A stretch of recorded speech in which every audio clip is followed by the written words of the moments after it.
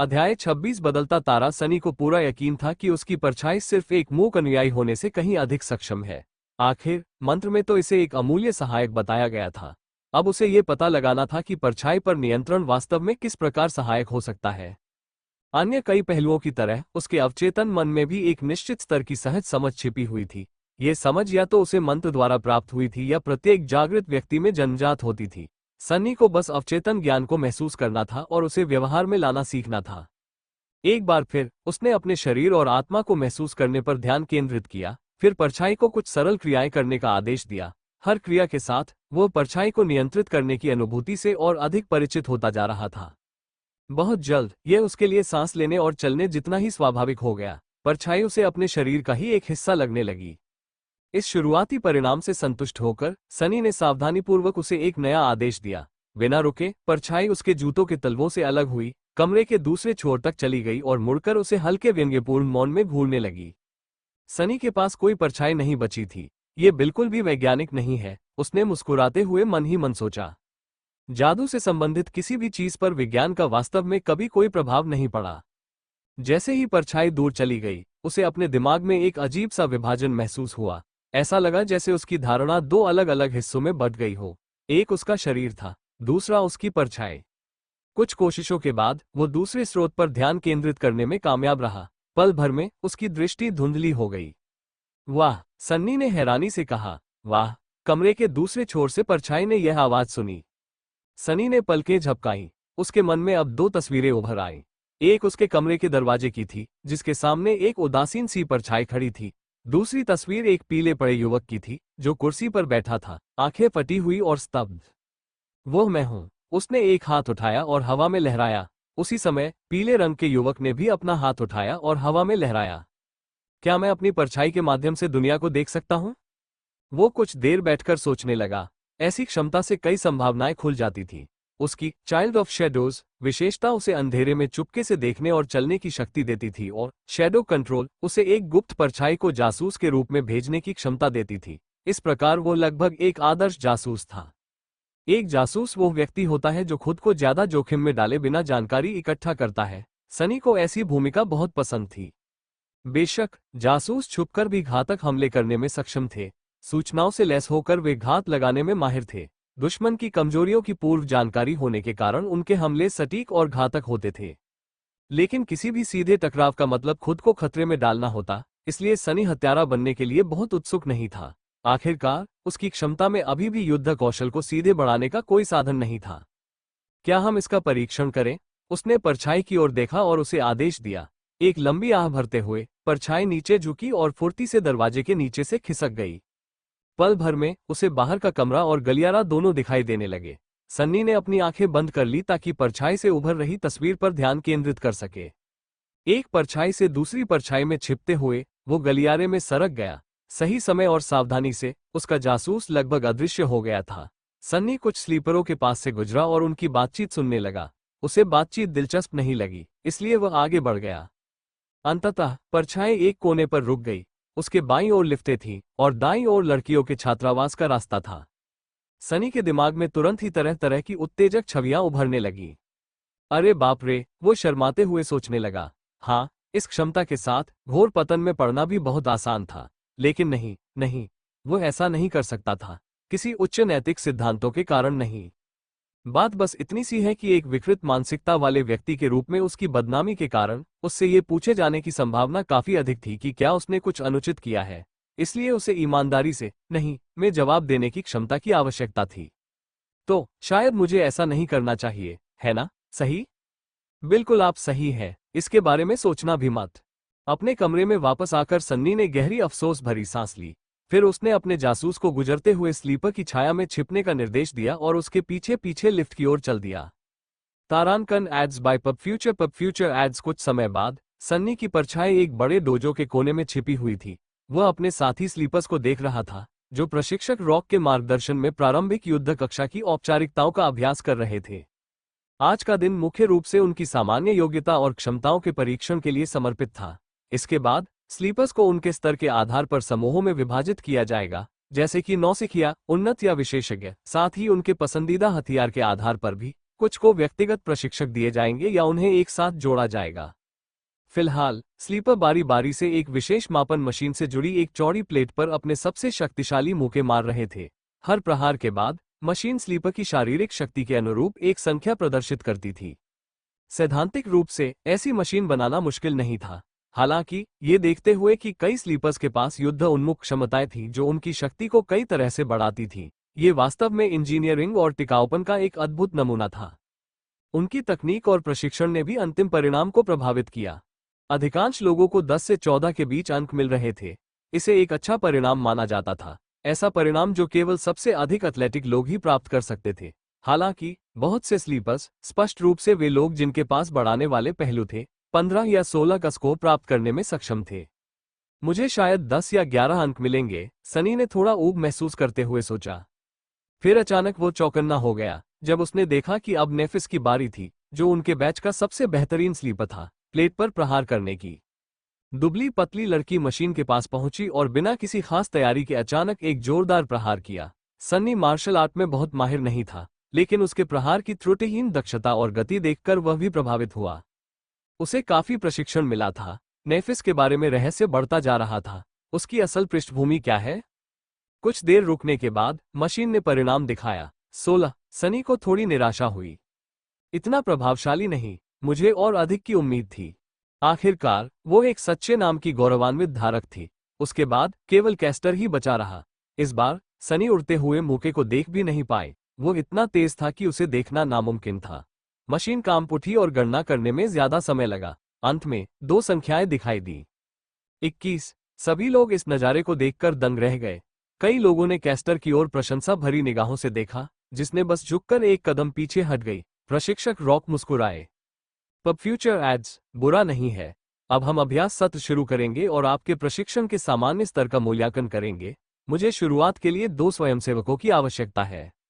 नेफिस सबसे पहले आगे बढ़ी और रिंग के केंद्र की ओर चली गई। कुछ ही सेकंड बाद एक लंबा और बेहद ताकतवर स्लीपर उसके पीछे आया और उसका सामना किया। नियम सरल है, अपने प्रतिद्वंदी की पीठ को फर्श से छूने पर मजबूर करें या उन्हें रिंग से बाहर फेंक दें। आप अपनी क्षमताओं और तकनीकों का इस्तेमाल उचित समझें। अरे वाह, शो शुरू हो रहा है। स्लीपर्स को आपस में लड़ते देखना न केवल मनोरंजक था, बल्कि इससे सन्नी को उनकी शक्तियों के बारे में जानकारी भी मिल सकती थी। कमरे में वापस आकर वह आगे झुका और अपनी ठुड्डी को हथेलियों पर टिका लिया। जाओ नेफिस, लंबे कद के उस शख्स ने बिना समय बर्बाद किए हमला कर दिया। उसकी मांसपेशियां उभरी हुई थीं, मानो उसके सफेद डोबॉक के मुलायम कपड़े को फाड़ देंगी। वो एक अजेय पहाड़ की तरह आगे बढ़ा और जोरदार लात मारी। एक पल बाद वह हक्का बक्का होकर फर्श पर पड़ा था। नेफिस ने अपनी मुद्रा में जरा भी बदलाव नहीं किया।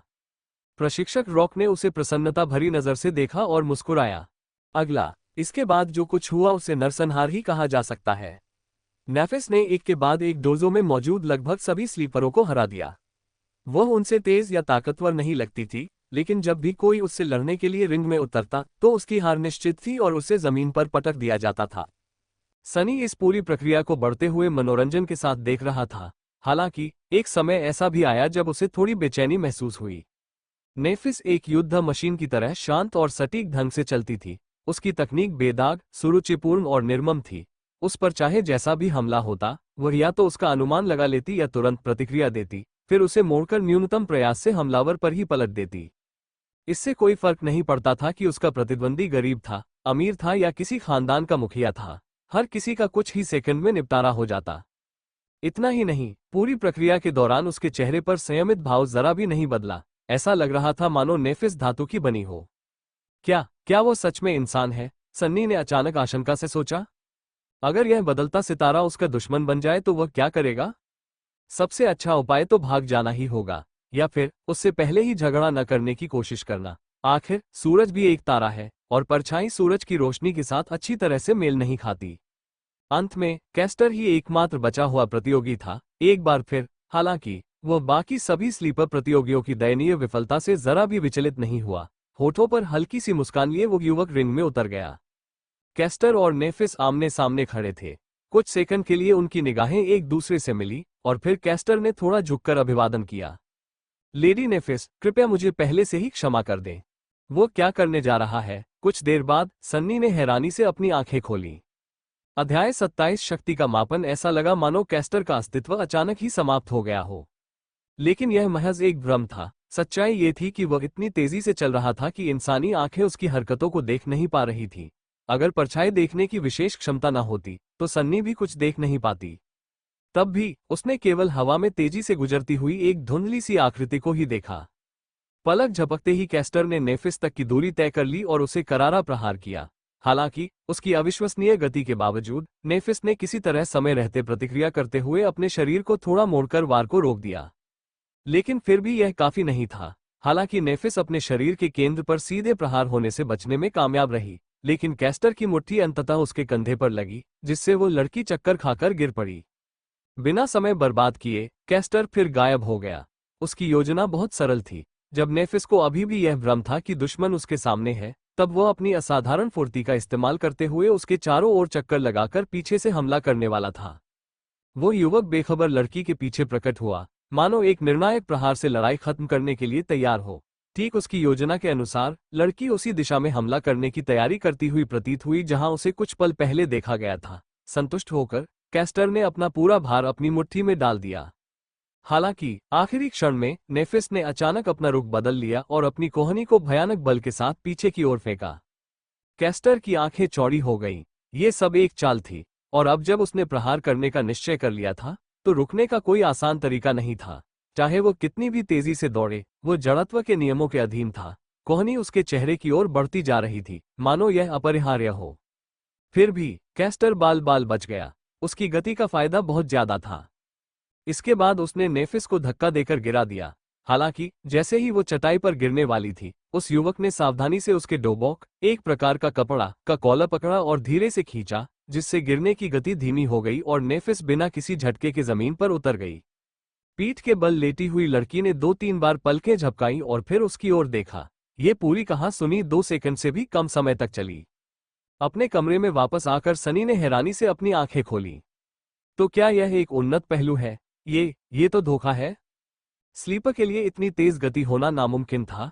मंत्र द्वारा उन्हें दी गई शक्तियां अभी शुरुआती अवस्था में थीं, लेकिन कैस्टर आखिर एक लेगेसी था। कौन जानता था कि अकादमी में दाखिला लेने से पहले उसे आत्मा के कितने टुकड़े खिलाए गए थे। डोजो में वापस आकर प्रशिक्षक रॉक ने हल्की सी आवाज निकाली और कैस्टर को सिर हिलाकर इशारा किया। नेफिस धीरे धीरे खड़ी हो गई। बाकी स्लीपर्स उस युवक को श्रद्धा से निहार रहे थे और आपस में दबी आवाज में फुसफुसा रहे थे। ऐसा लग रहा था कि उसके प्रदर्शन ने उन पर गहरा प्रभाव छोड़ा था। हालांकि कैस्टर खुद बहुत खुश नहीं था। उसने एक अस्पष्ट भाव से नेफिस की ओर देखा। ऐसा इसलिए था क्योंकि बाकियों के विपरीत उसे एक बात का एहसास हुआ। सच्चाई केवल उसे, नेफिस, प्रशिक्षक रॉक और सन्नी को ही पता थी, जो बहुत ही समझदार थी और ऐसी बातों को जल्दी समझ लेती थी। स्लीपर्स जिस बात पर ध्यान नहीं दे पाए वो ये थी कि नेफिस ने कैस्टर का सामना करते समय अपनी एस्पेक्ट एबिलिटी का इस्तेमाल नहीं किया। वास्तव में उसने आज के परीक्षण के दौरान किसी भी समय इसका इस्तेमाल नहीं किया था। किसी को यह भी नहीं पता था कि उसकी एबिलिटी क्या थी। और फिर भी अपनी शक्तिशाली क्षमता के बावजूद कैस्टर बड़ी मुश्किल से उसके खिलाफ जीत हासिल कर पाया।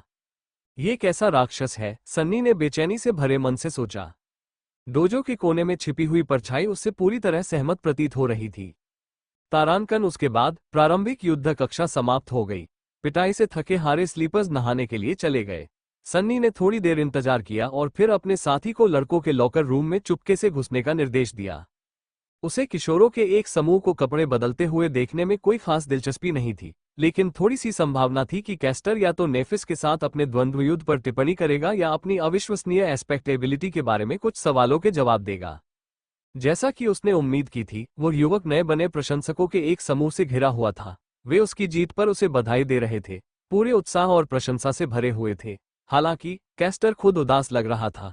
उसका चेहरा गंभीर था और उसकी आंखों में उदासी छाई हुई थी। दरअसल जितनी तारीफें उसे मिलती थीं, उसका चेहरा उतना ही उदास होता जाता था। कैस्टर, ये तो अविश्वसनीय था। तुम्हारा एस्पेक्ट बहुत शक्तिशाली है, क्या मैं सही कह रहा हूं?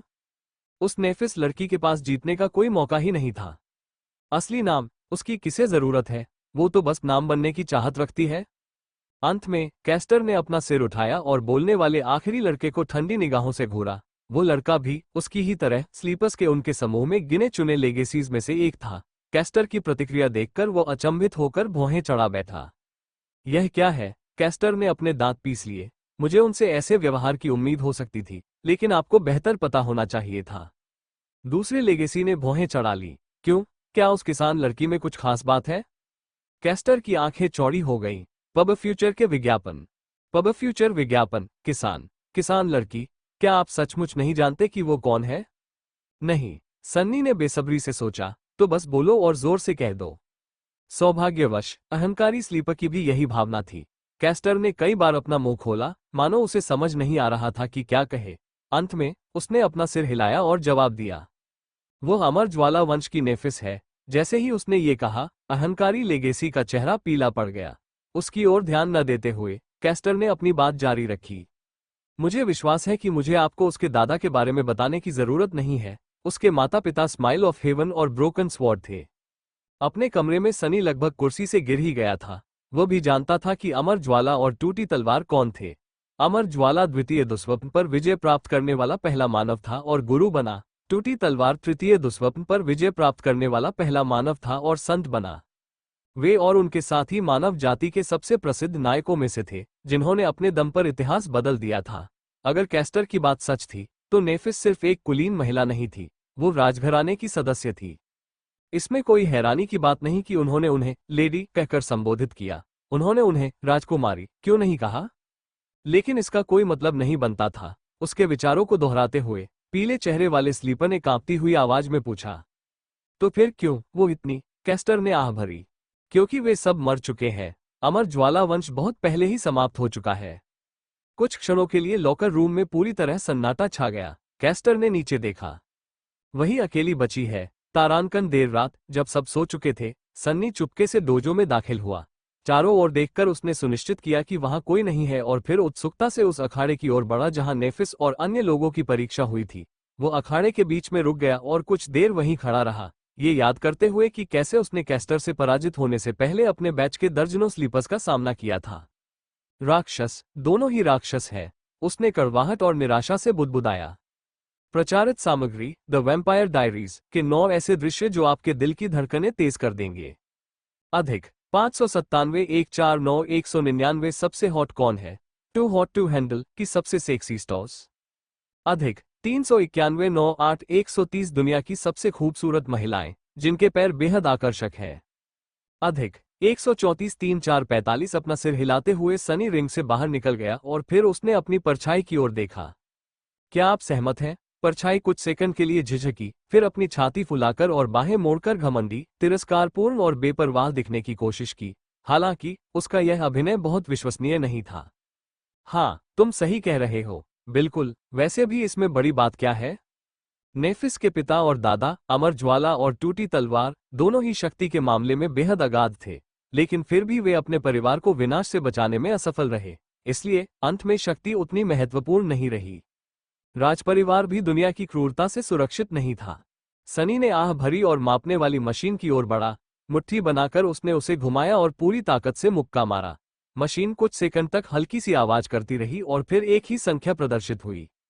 9। अरे छोड़ो भी, मुझे कम से कम 10 तो मिलने ही चाहिए। बेहद क्रोधित होकर उसने प्लेट पर फिर से प्रहार किया, जिससे उसकी उंगलियों में लगभग चोट लग गई। हालांकि परिणाम वही रहा। धत तेरी की। सनी कुछ देर तक इधर उधर घूमता रहा, अपने गुस्से को काबू करने की कोशिश करता रहा। लगता है उसकी किस्मत में कमजोर होना लिखा था। आखिर वार की ताकत तो द्रव्यमान और त्वरण पर निर्भर करती है। तकनीक और अभ्यास से त्वरण को बढ़ाया जा सकता था, लेकिन द्रव्यमान पर उसका कोई नियंत्रण नहीं था। उसकी लंबाई बढ़ना बंद हो चुकी थी और भविष्य में उसकी लंबाई में कोई खास वृद्धि नहीं होने वाली थी। सन्नी चाहे कितनी भी मेहनत करे, वो हमेशा एक हल्का फुल्का ही रहेगा। ये कैसे उचित है? अचानक आक्रोश से भरकर उसने फिर से प्लेट पर मुक्का मारा और अपनी सारी निराशा इस एक ही प्रहार में निकाल दी। उसी क्षण सन्नी के मन में अचानक एक अजीब सी सहज प्रवृत्ति जागृत हुई। अपनी इस सहज प्रवृत्ति के आदेश का पालन करते हुए उसकी परछाई ऊपर उठी और उसके हाथ के चारों ओर लिपट गई, मानो कोई काला दस्ताना उस पर चिपक गया हो। अगले ही पल उसने मुक्का मारा। प्रहार की तीव्रता से मशीन कांप उठी। सन्नी दर्द से चीख उठा और चोटिल मुट्ठी को सहलाते हुए एक कदम पीछे हट गया। थोड़ी देर बाद परिणाम प्रदर्शित हुआ। हालांकि अब वह 9 नहीं था। ये तो 10 भी नहीं था, यह 18 था। वो काफी देर तक बिना किसी भाव के प्रदर्शित संख्या को देखता रहा। फिर सनी के चेहरे पर धीरे धीरे एक चौड़ी मुस्कान उभर आई। मैं समझ गया, तो इसीलिए, बिल्कुल। उसने अपनी मुट्ठी फिर से भींच ली और नीचे काले धुंधले दस्ताने की ओर देखने लगा। आह, वास्तव में कितना अमूल्य सहायक है। अब बात बनी। अध्याय 28 प्रशिक्षण मोन्टाज। दिन पलक झपकते बीत गए। सनी के पास स्वप्नलोक की यात्रा की तैयारी के लिए केवल 4 सप्ताह का समय था, इसलिए उसके पास 1 मिनट भी बर्बाद करने का समय नहीं था। वह अथक परिश्रम कर रहा था, अपने शरीर और मन को चरम सीमा तक धकेल रहा था ताकि उस कम समय में जितना संभव हो उतना ज्ञान और कौशल प्राप्त कर सके। दिन के समय वो शिक्षक जूलियस के साथ अध्ययन करता था, धीरे धीरे सभ्यता के अभाव में जीवित रहने और अपना ख्याल रखने का तरीका सीखता था। उनके पाठ अपेक्षाकृत सरल विषयों जैसे आग जलाने के विभिन्न तरीके से लेकर खगोलीय नेविगेशन जैसे अधिक जटिल और गूढ़ विषयों तक थे। आकाशीय नेविगेशन में इतनी मुश्किल क्या थी? दरअसल स्वप्नलोक में तारों की भौगोलिक स्थिति एक जैसी नहीं थी। अलग अलग क्षेत्रों में अलग अलग तारे और तारामंडल थे, साथ ही चंद्रमाओं की संख्या भी भिन्न थी। हालांकि सूर्य देखने में एक जैसा लगता था, लेकिन उसका व्यवहार बेहद अप्रत्याशित था। फिर भी पर्याप्त ज्ञान होने पर कोई व्यक्ति आकाश का अध्ययन करने और उसके बाद स्वयं को दिशा निर्देशित करने के तरीके खोज सकता है।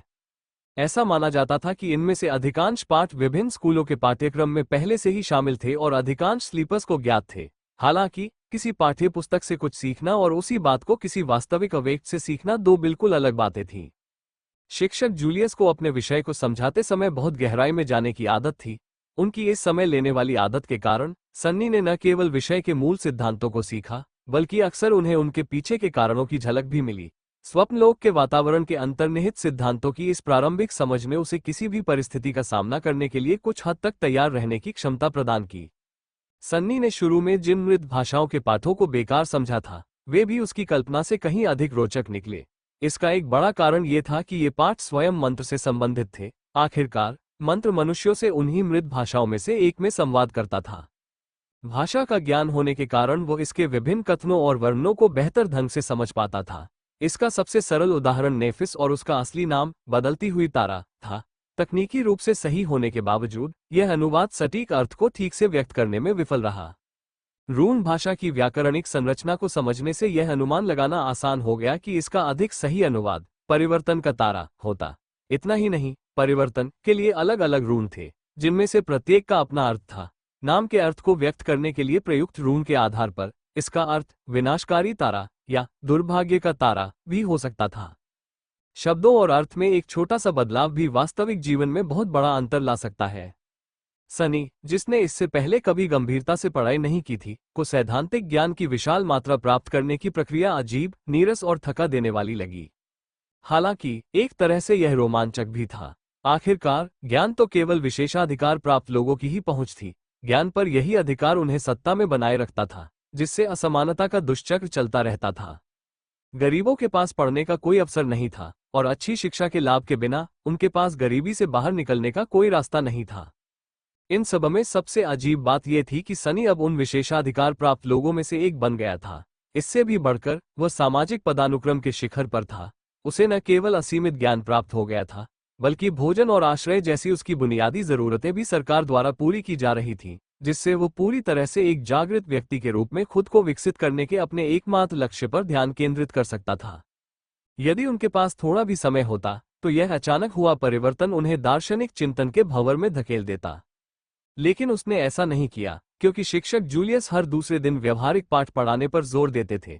भले ही उनमें से कुछ पाठ आभासी वास्तविकता सिमुलेशन में पढ़ाने पड़ते थे, फिर भी वे उन्नत शारीरिक प्रतिक्रिया वाले पूर्ण विसर्जन स्टेशनों का उपयोग करने पर बल देते थे। परिणामस्वरूप सन्नी बुरी तरह थका हुआ और पूरी तरह से बेहाल था। अच्छी बात यह थी कि इतनी कसरत और अपने नए रूप में ढले शरीर के कारण सनी पहले से कहीं बेहतर स्थिति में था।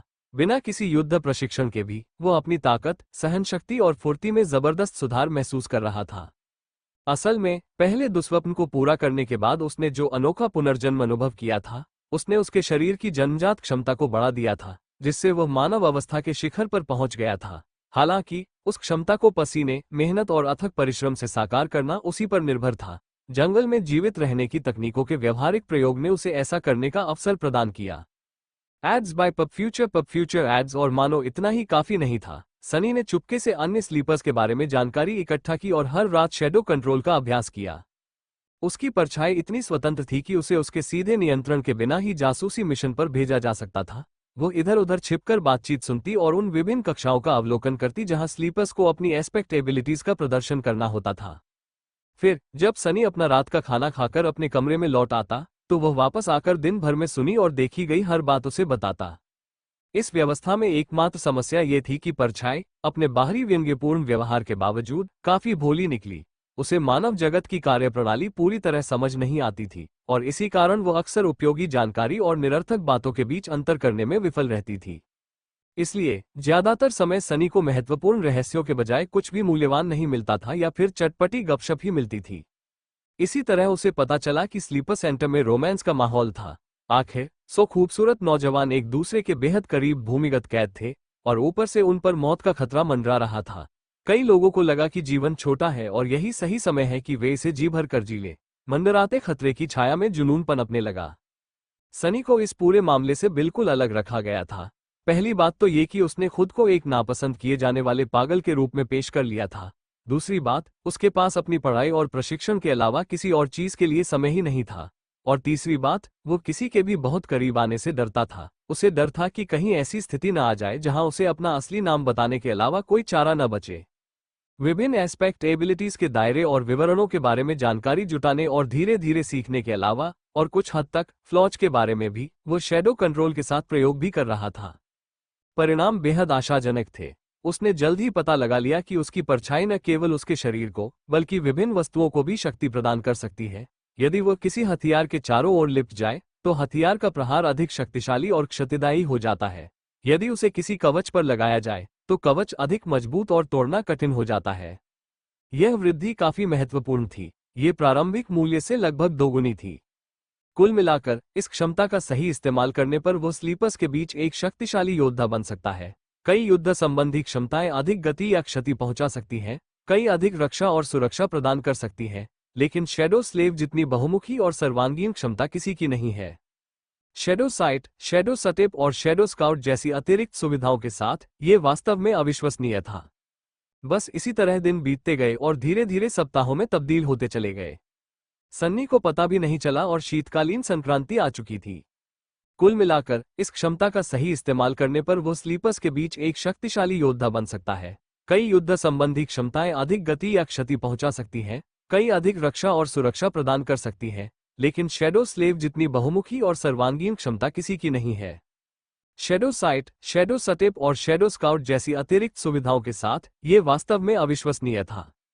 बस इसी तरह दिन बीतते गए और धीरे धीरे सप्ताहों में तब्दील होते चले गए। सन्नी को पता भी नहीं चला और शीतकालीन संक्रांति आ चुकी थी। अध्याय 29 पृथ्वी पर अंतिम दिन शीतकालीन संक्रांति के दिन सनी थका हुआ और नींद में डूबा हुआ उठा।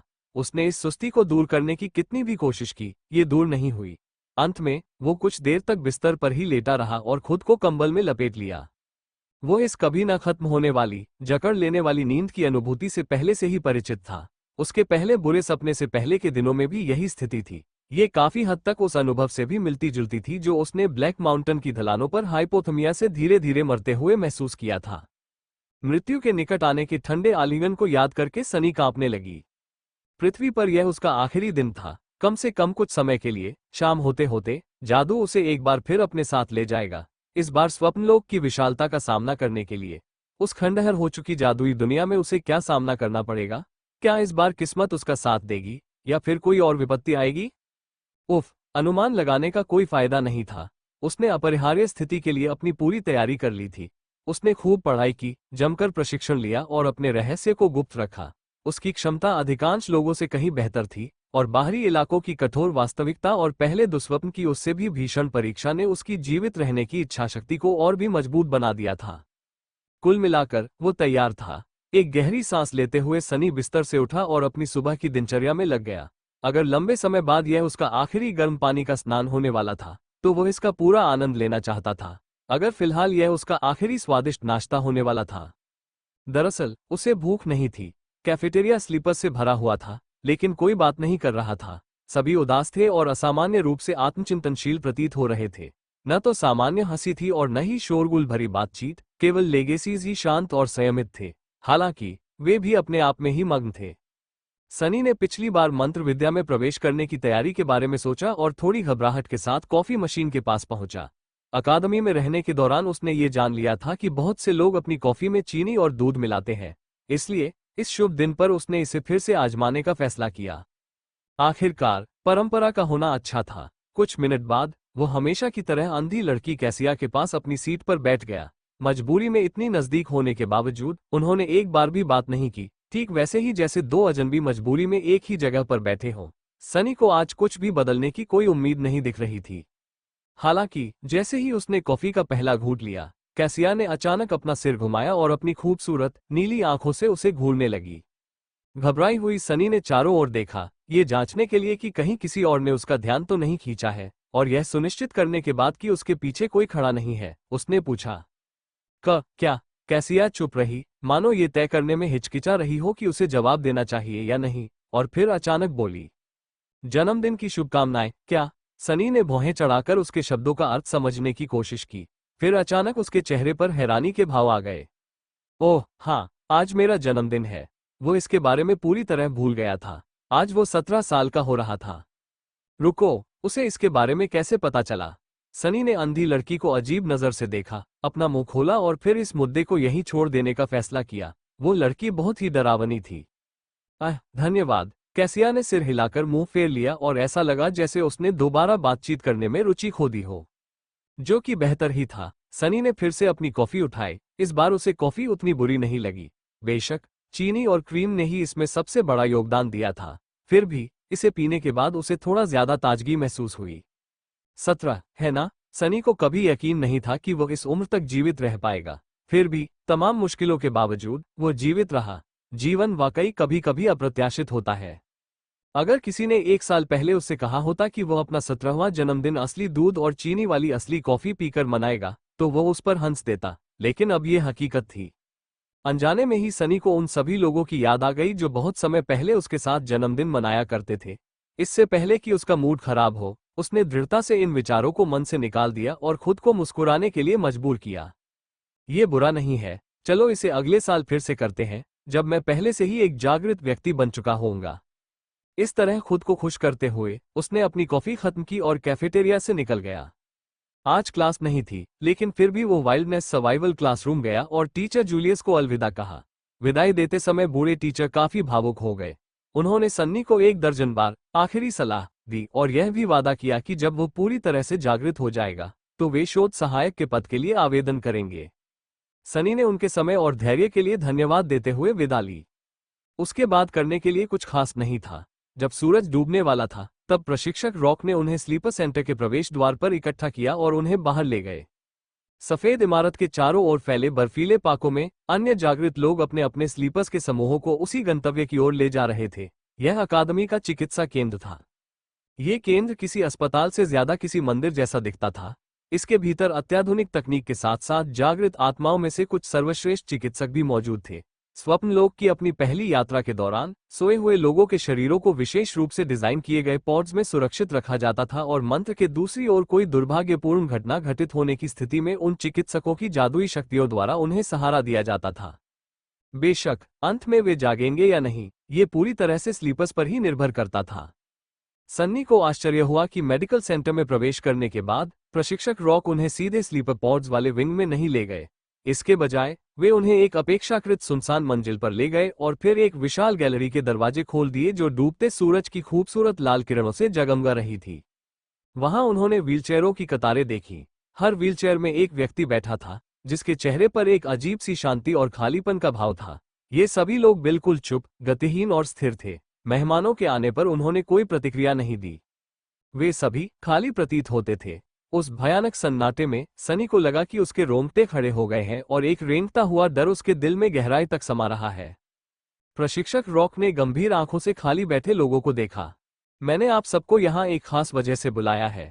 ध्यान से देखिए और याद रखिए, आप में से कुछ लोग शायद जानते होंगे कि ये लोग कौन हैं, और जो लोग नहीं जानते उन्हें बता दो कि इन्हें हॉलो कहा जाता है।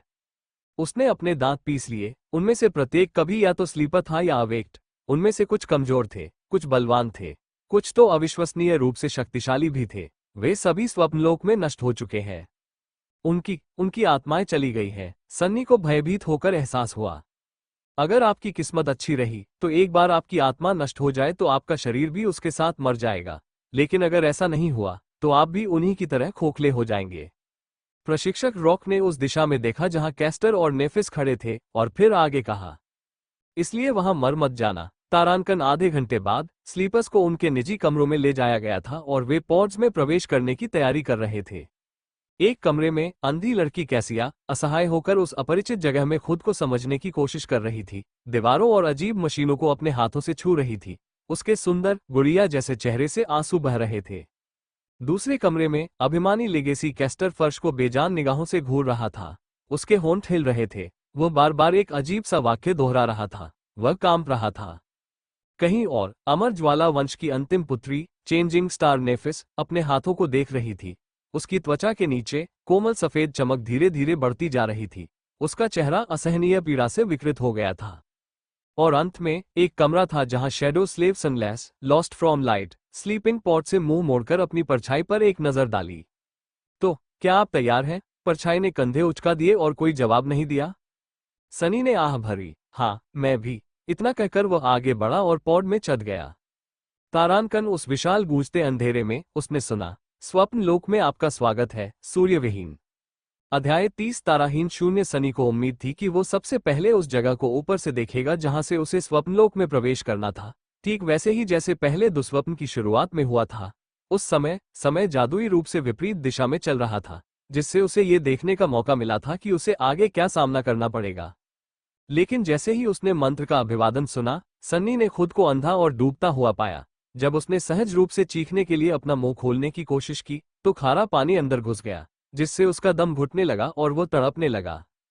इससे भी बड़ी बात यह थी कि उसे कुछ दिखाई नहीं दे रहा था। नहीं, ऐसा नहीं था कि वह देख ही नहीं पा रहा था, बस आसपास रोशनी का कोई स्रोत नहीं था। आमतौर पर सन्नी के लिए अंधेरा कोई समस्या नहीं थी, लेकिन किसी कारणवश उसकी दृष्टि काम नहीं कर रही थी। शायद जिस समुद्री पानी में वह डूबा हुआ था वो उसकी दृष्टि को अवरुद्ध कर रहा था। अगर परछाइयों के प्रति लगाव से मिली विशेष स्थानिक अनुभूति न होती तो वो पूरी तरह से दिशाहीन हो जाता, लेकिन इसकी मदद से वो किसी तरह ये समझ पाया कि कौन सी तरफ नीचे है और कौन सी तरफ ऊपर।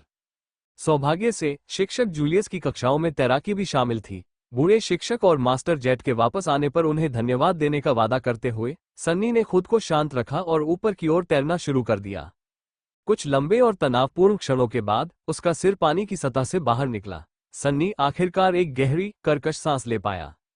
सांस लो, तुम अभी भी जीवित हो। अपने जलते हुए फेफड़ों को शांत करने और खुद को कुछ हद तक स्थिर करने के लिए पर्याप्त हवा अंदर लेने के बाद सनी ने सावधानीपूर्वक पानी में चक्कर लगाया और अपने आसपास के वातावरण को समझने की कोशिश की। उसके सामने लहरों का एक अंतहीन गहरा काला विस्तार था। उनके ऊपर एक खाली काला आकाश था, न चांद था न तारे, बस दमनकारी शून्यता का एक गहरा विशाल विस्तार। सन्नी ने कुछ बार पलकें झपकाईं, उसके दिल में एक ठंडी दहशत सी छा गई। ये एक समुद्र है, एक महासागर। क्या मुझे किसी महासागर के बीच में छोड़ दिया गया है? नहीं, ऐसा नहीं हो सकता। आसपास कहीं न कहीं ठोस जमीन तो होनी ही चाहिए। जैसे ही वो क्षण भर के लिए घबराया, अचानक एक दूर से आती हुई आवाज ने उसका ध्यान खींचा। सन्नी ने पीछे मुड़कर देखा तो उसे एक त्रिकोणीय पृष्ठ या पंख अपनी ओर बढ़ता हुआ दिखाई दिया। सौभाग्य से वो अभी भी सैकड़ों मीटर दूर था। रुको, अगर यह इतनी दूर है तो फिर मुझे यह इतनी स्पष्ट रूप से कैसे दिखाई दे रहा है? पानी में डूबे होने के बावजूद सनी को अचानक अपने पूरे शरीर पर ठंडे पसीने आने जैसा महसूस हुआ। उसके अनुमान के अनुसार वो पृष्ठीय पंख कम से कम 5 मीटर लंबा था। वो तेजी से उसकी ओर बढ़ रहा था और हर सेकंड स्पष्ट रूप से बड़ा होता जा रहा था।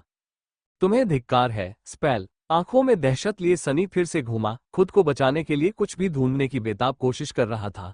और तभी थोड़ी दूरी पर उसने आखिरकार पानी के ऊपर थोड़ा सा उभरा हुआ एक काला सा पिंड देखा।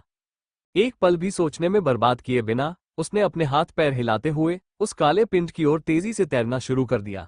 हालांकि चाहे वो कितनी भी तेजी से तैर रहा हो, उस अज्ञात प्राणी की विशाल छाया उनसे बहुत तेजी से दूरी कम कर रही थी। इस असीम आदिम भय का सामना करते हुए भी सनी के दिमाग का एक छोटा सा हिस्सा तर्कसंगत बना रहा। खुद को पूरी तरह से घबराहट में डूबने से रोकते हुए सनी ने सोचने की कोशिश की और फिर चुपचाप अपनी परछाई को अपने शरीर के चारों ओर लिपट जाने का आदेश दिया। पल भर में उसकी गति दोगुनी हो गई। अज्ञात दैत्य के उस तक पहुंचने से कुछ ही सेकंड पहले सन्नी उस काले पिंड तक पहुंच गया, अपने हाथ फैलाए और खुद को पानी से बाहर खींच लिया। वो किनारे से दूर लुढ़क गया, जिससे उसकी त्वचा ऊबड़ खाबड़ चट्टानों से छिल गई, और जब उसके नीचे की पूरी सतह कांप उठी, मानो कोई विशाल वस्तु उससे टकरा गई हो, तो वह भय से उछल पड़ा। जैसे ही सन्नी पीछे हटा, पानी से भयानक जबड़े निकले, जिनमें विशाल दांतों की कई कतारें थीं, और हर दांत सन्नी की लंबाई के बराबर था। उसने अपनी आंखें चौड़ी कर ली, ये समझते हुए कि जिस चट्टान पर वह चढ़ा था, वो उसे उस राक्षस से बचाने के लिए काफी ऊंची नहीं थी। यह मुझे खाने की कोशिश क्यों कर रहा है? मैं इतना छोटा हूं कि इस विशालकाय जीव के लिए एक पेट भरने वाला नाश्ता नहीं बन सकता। हालांकि इससे पहले कि राक्षस हमला कर पाता, अचानक पानी से एक विशालकाय तंबू निकला और किसी अजीबोगरीब काले टावर की तरह हवा में ऊपर उठ गया। कुछ ही देर में वह नीचे गिरा और उस विशालकाय मुंह के मालिक को जकड़कर पानी के नीचे खींच लिया। Ads bye pub future ads. Sunny के पैरों में सुन्नापन आ गया और वह मुंह खोलकर जमीन पर गिर पड़ा। उसका पूरा शरीर कांप रहा था। कुछ ही क्षणों बाद अंधेरा सागर फिर से शांत हो गया, मानो कुछ हुआ ही न हो। उदासीन लहरें निर्मल आकाश के नीचे चुपचाप चलती रहीं। तो यह मुझे खाने की कोशिश नहीं कर रहा था, उसे स्तब्ध होकर एहसास हुआ। वो भागने की कोशिश कर रहा था। तारांकन कुछ मिनट बाद सनी को पूरा यकीन हो गया कि उसे कोई खा नहीं सकता, कम से कम अभी तो नहीं। इस यकीन के साथ वो आखिरकार कांपना बंद करके अपने आसपास थोड़ा छानबीन करने की स्थिति में आ गया। जिस काले पिंड पर वो चढ़ा, वो लगभग 12 मीटर व्यास का एक ही पत्थर का चबूतरा निकला। इसकी सतह अधिकतर समतल थी, खांचों से ढकी हुई थी और कुछ हद तक सूखी थी। इसके किनारों के नियमित आकार के कारण ये किसी प्राकृतिक संरचना की बजाय मानव निर्मित प्रतीत होता था। लेकिन फिर भी स्वप्नलोक में ये सुनिश्चित करना कठिन था कि कोई मानव निर्मित वस्तु वास्तव में मनुष्यों द्वारा ही बनाई गई हो, न कि इसके बारे में न सोचना ही बेहतर है। वो चबूतरा किसी चीज से जुड़ा हुआ नहीं था, अंधेरे के सागर में एक छोटे से द्वीप की तरह मौजूद था। सन्नी की दृष्टि में पानी के ऊपर और कुछ भी नहीं था। ये जानने के बाद उसे एक और बात का एहसास हुआ। बात यह थी कि वह भीगा हुआ था, उसे ठंड लग रही थी और वो पूरी तरह नग्न था। हम अपने बचाव में, उसने कहा कि अथाह राक्षसों से खुद को बचाने की कोशिश करते समय कपड़ों की स्थिति के बारे में कोई सोचेगा ही नहीं। साथ ही ऐसा भी नहीं था कि कोई उसकी घोर पीलापन और गुप्तांगों को देखने के लिए वहां मौजूद था। Pub future ads. फिर भी थोड़ी ठंड थी। सनी ने कठपुतली नचाने वाले का कफन मंगवाया और देखा कि गहरे भूरे रंग के वस्त्र उसके शरीर को ढक रहे हैं। साथ ही उसके पास ऊंचे मुलायम तले वाले चमड़े के जूते भी थे। भूरे कपड़े और फीके चमड़े से ढके होने पर उसे अचानक बहुत अधिक सुरक्षित महसूस हुआ। और हाँ, ये गर्म भी है। उसके बाद सनी प्लेटफॉर्म के बीच में पानी से जितना हो सके उतनी दूर बैठ गया और स्वप्न लोक के हर उस क्षेत्र की अनूठी विशेषता को याद करने की कोशिश करने लगा जिसके बारे में वो सोच सकता था। दुर्भाग्यवश उनमें से कोई भी इस ताराविहीन अंधकार में शून्य से मेल नहीं खाता था। बिल्कुल नहीं, उसने थोड़ी झुंझलाहट के साथ सोचा। अगर कुछ बदकिस्मत इंसान कभी यहाँ आए भी हो, तो मुझे शक है कि वे असली दुनिया में जिंदा लौट पाए होंगे। पानी के नीचे छिपी उन चीजों के साथ तो नहीं। प्लेटफॉर्म छोड़कर जमीन की तलाश में तैरने की कोशिश करने के लिए अभी सन्नी इतनी बेताब नहीं थी, इसलिए उसने इंतजार करने का फैसला किया। शायद समय बीतने के साथ कुछ बदल जाए। एक हल्की आह भरते हुए उसने हमेशा की तरह अपनी परछाई को खोजने की कोशिश की। हालांकि चारों ओर फैले घोर अंधेरे के कारण वो उसे ठीक से देख नहीं पा रही थी। उसे बस उसकी उपस्थिति का हल्का सा एहसास हो रहा था। ये तो आपके लिए स्वर्ग ही होगा, है ना? चारों ओर सन्नाटा पसरा है और एक तारा भी नजर नहीं आ रहा। परछाई ने बेशक कोई जवाब नहीं दिया। खैर, पहले अच्छा काम किया था। सिर हिलाकर सन्नी लेट गया और अपने हाथों को तकिया बना लिया। ज्यादा कुछ सोचे बिना वो काले आसमान को देखता रहा और इंतजार करता रहा। लहरों की आवाज सचमुच काफी सुकून देने वाली थी। कुछ देर बाद उसने अपनी आंखें बंद कर ली और सुनने लगा। मिनट एक दूसरे में घुलते मिलते घंटों में बदल गए। अचानक सन्नी को समुद्र की आवाज में हल्का सा बदलाव महसूस हुआ। ऐसा लगा जैसे कुछ बदल रहा हो। उसने आंखें खोली और देखा कि आकाश का एक कोना धीरे धीरे धूसर हो रहा है। थोड़ी देर बाद क्षितिज के ऊपर एक हल्का सा सूरज उगता हुआ दिखाई दिया। तारों से रहित उस शून्य में एक नए दिन का आगमन हो चुका था। और इसके साथ ही अंधेरा समुद्र अचानक उफान पर आ गया। अध्याय 31। निम्न ज्वार। काला अपारदर्शी पानी अचानक उफान मारने लगा और उबलने लगा, मानो कोई जीवित प्राणी भोर की धुंधली रोशनी से बचने की बेताब कोशिश कर रहा हो। सन्नी धीरे धीरे उठी और कुछ देर सोचने के बाद सावधानीपूर्वक पत्थर के चबूतरे के किनारे की ओर बढ़ी। नीचे देखते हुए उसने पलकें झपकाई और फिर यह सुनिश्चित करने के लिए घुटनों के बल बैठ गया कि उसने जो देखा वो कोई भ्रम तो नहीं था। समुद्र पीछे हटता हुआ प्रतीत हो रहा था। पहले धीरे धीरे और फिर तेजी से पानी का स्तर घट रहा था। जिस गोलाकार पत्थर की संरचना पर वह शरण लिए हुए था, वो पहले लहरों से मुश्किल से ही बाहर निकली हुई दिखती थी, लेकिन अब उसके और समुद्र की अशांत सतह के बीच कई मीटर तक गीली चट्टान फैली हुई थी। जैसे जैसे सूरज ऊपर चढ़ता गया, भयंकर ज्वार भाटा जारी रहा। जल्द ही सनी ने खुद को एक ऊंची चट्टान के किनारे पर खड़ा पाया, जहां से 100 मीटर की गहरी खाई उसे उफनते पानी से अलग कर रही थी।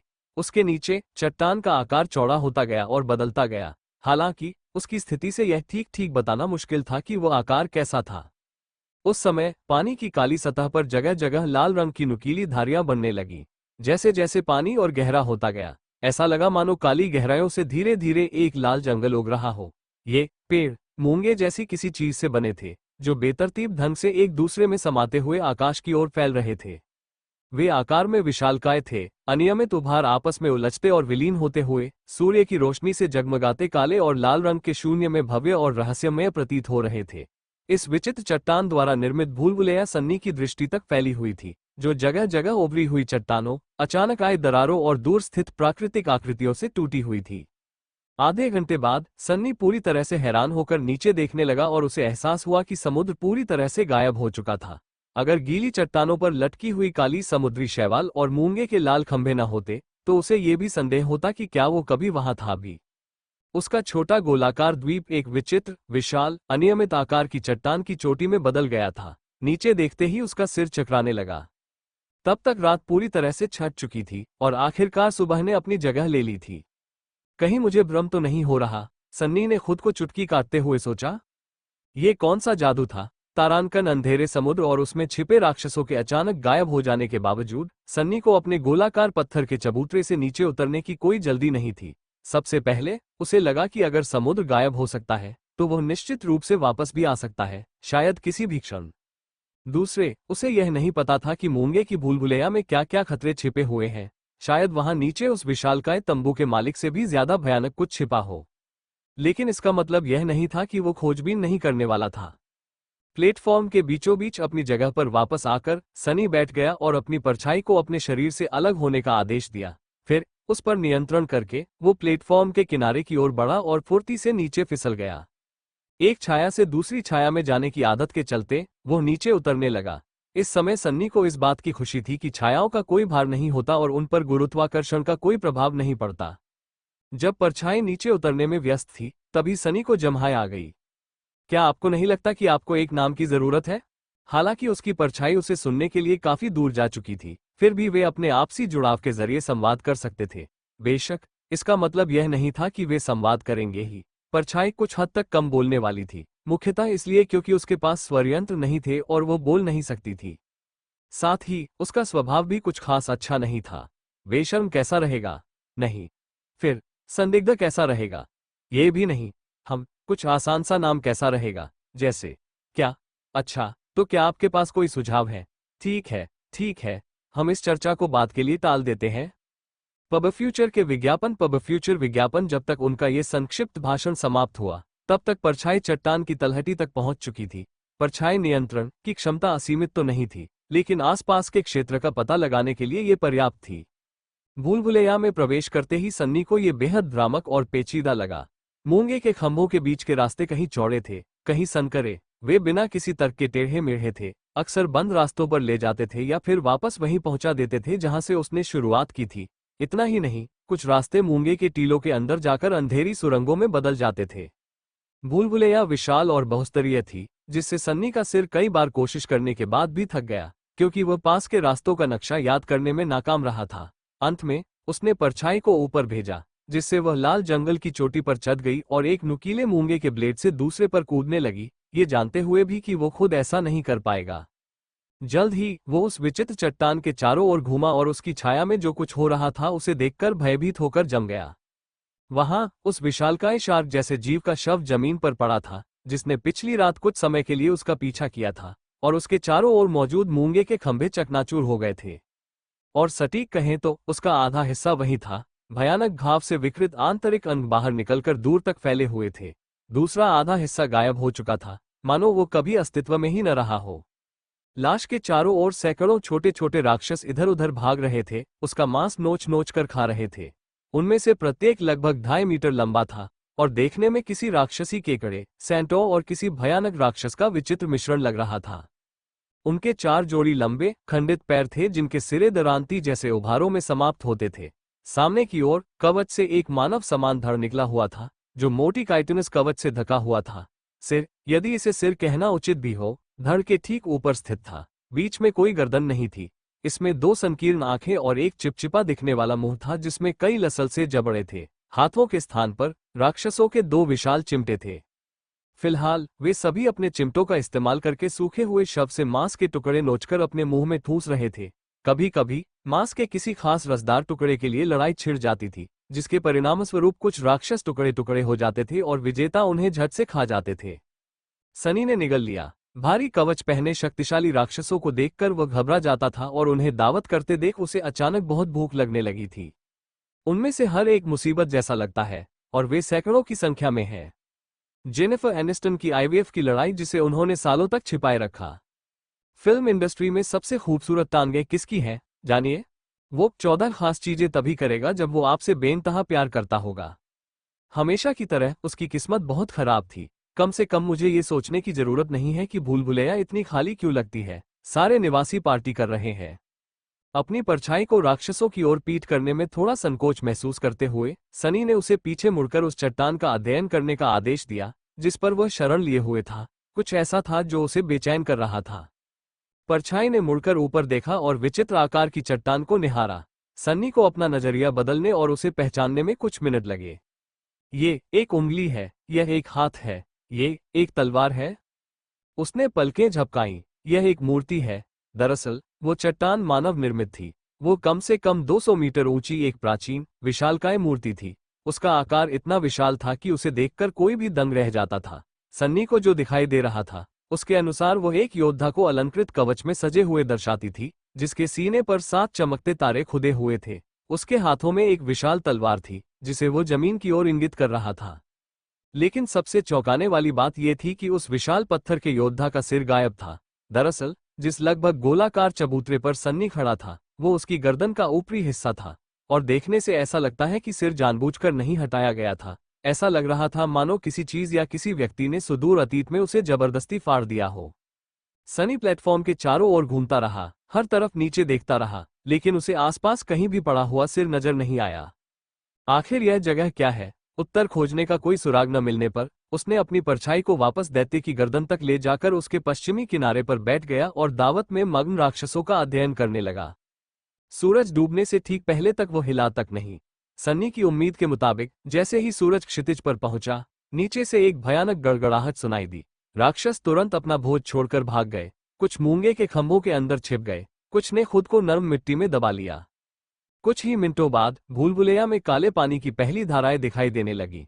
उनकी मात्रा तेजी से बढ़ने लगी और जल्द ही एक प्रलयकारी बाढ़ ने आसपास की हर चीज को निगल लिया। रात के आगमन के साथ ही समुद्र वापस लौट रहा था। सनी इस अकल्पनीय प्रक्रिया को देखता रहा। उसके दिमाग में तरह तरह के विचार उमड़ रहे थे।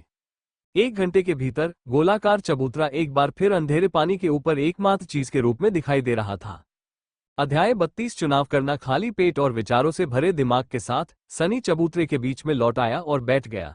थोड़ी देर बाद उसने अपनी परछाई को इशारा किया और कहा, अगर कुछ भी हो तो मुझे जगा देना।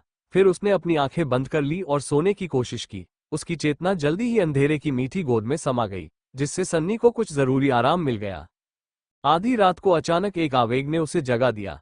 सन्नी नींद से भरी हालत में घबराकर उठ खड़ा हुआ। उसका मन आशंकाओं से भरा हुआ था। उसे डर था कि विशाल तंबू का मालिक अपना काम पूरा करने के लिए वापस आ गया है, या शायद गहराई से किसी अन्य भयानक प्राणी ने उसे भांप लिया हो और मानव मांस खाने का फैसला किया हो। हालांकि समुद्र शांत और स्थिर था। उसे शूरवीर की मूर्ति के आसपास कोई असामान्य आवाज सुनाई नहीं दी। क्या बात है? सन्नी ने फुसफुसाते हुए परछाई से पूछा। परछाई ने चुपचाप उसे एक विशेष दिशा की ओर इशारा किया। अपना सिर घुमाते हुए सनी ने आंखें सिकोड़ी। उसे तुरंत समझ आ गया कि जागना क्यों अच्छा था, वरना वो देख ही नहीं पाता। कुछ किलोमीटर दूर अंधेरे में एक छोटी सी नारंगी रोशनी टिमटिमा रही थी। लहरों की गति के साथ उसकी परछाई ऊपर नीचे हो रही थी।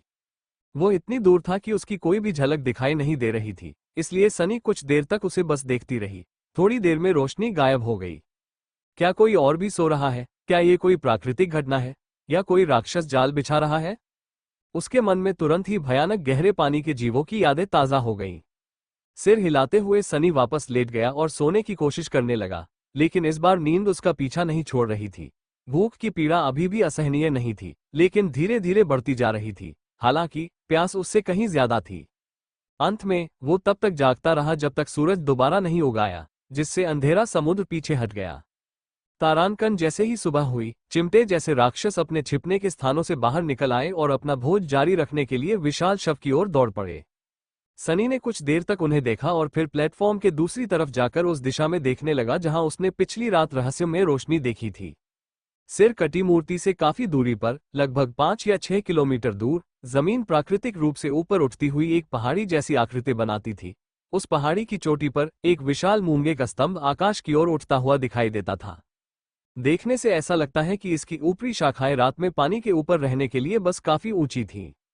सनी के दिमाग में कई विचार उमड़ पड़े, लेकिन अंत में केवल 2 ही सवाल वास्तव में महत्वपूर्ण थे। सबसे पहले तो ये सवाल उठता है कि क्या वो दिन के समय उस भूल-भुलैया से रास्ता ढूंढकर इतनी दूरी तय कर पाएगा, और उससे भी महत्वपूर्ण बात यह है कि क्या उसे ऐसा करने की कोशिश भी करनी चाहिए। आखिर इस बात का कोई संकेत नहीं था कि रहस्यमयी रोशनी का स्रोत कुछ लाभकारी था, बल्कि वह भयानक और घातक ही था। पर्याप्त जानकारी न होने के कारण कोई निर्णय लेने में असमर्थ, सनी राक्षसों का अध्ययन करने के लिए वापस बैठ गया। हालांकि उसने परछाई को परछाई नियंत्रण की सीमा के भीतर भूलभुलैया में जितना संभव हो उतना आगे जांच करने के लिए भेजा, इस उम्मीद में कि कम से कम उस रास्ते की शुरुआत का पता चल सके जो उसे उस पहाड़ी तक ले जा सकता है। तार्किक दृष्टि से देखा जाए तो इस विचित्र स्थान में वो सिर कटी मूर्ति के ऊपर जितना सुरक्षित हो सकता था, उतना ही सुरक्षित था। एकमात्र समस्या ये थी कि वो प्यास या भूख से जल्द ही मर जाएगा। अगर वो नीचे उतरता तो दोनों समस्याएं हल हो सकती थीं। वो शिक्षक जूलियस द्वारा सिखाए गए कई तरीकों से समुद्र के पानी को खारेपन से मुक्त कर सकता था, और इसके लिए उसे स्वप्नलोक में लगभग हर जगह मौजूद सामग्री की आवश्यकता होती थी। वो जाल भी बना सकता था और खाने के लिए एक चिमटेनुमा राक्षस का शिकार कर सकता था। उनके विशाल आकार के कारण उनमें से केवल एक ही उसे हफ्तों तक भोजन प्रदान करने के लिए पर्याप्त होता। पब फ्यूचर के विज्ञापन। पब फ्यूचर विज्ञापन वो इस तरह की दिनचर्या आसानी से देख सकता था। दिन में शिकार करना और रात होने पर मूर्ति के पास लौट आना, शायद यही उसका सबसे सुरक्षित विकल्प था। हालांकि इस तरीके में एक अहम कमी थी, सुधार की गुंजाइश। ये सन्नी को जिंदा रखने के लिए तो ठीक था, लेकिन उसे उम्मीद देने का कोई जरिया नहीं था। अगर उसकी किस्मत में सिर कटी मूर्ति के आसपास के छोटे से इलाके में ही अपनी बाकी जिंदगी बिताना लिखा था, जहां उसे राक्षसों को खाना था और रात में किसी बड़ी चीज के हमले के डर से कांपना था। खैर, वो अभी कूदकर इसे खत्म करना चाहता है। इसका सीधा सा मतलब था कि उसके पास नारंगी रोशनी के स्रोत तक पहुंचने के अलावा कोई चारा नहीं था, और अगर सन्नी सचमुच ऐसा करने की कोशिश कर रहा था, तो उसे ये काम उन दानवों द्वारा विशालकाय शव को पूरी तरह खा जाने से पहले ही करना था। इस तरह कम से कम भूलभुलैया का आसपास का हिस्सा उनसे मुक्त हो जाएगा। अपने निर्णय पर अडिग रहते हुए सनी ने अगली सुबह उस बिना सिर वाली मूर्ति को वहीं छोड़ने का फैसला किया।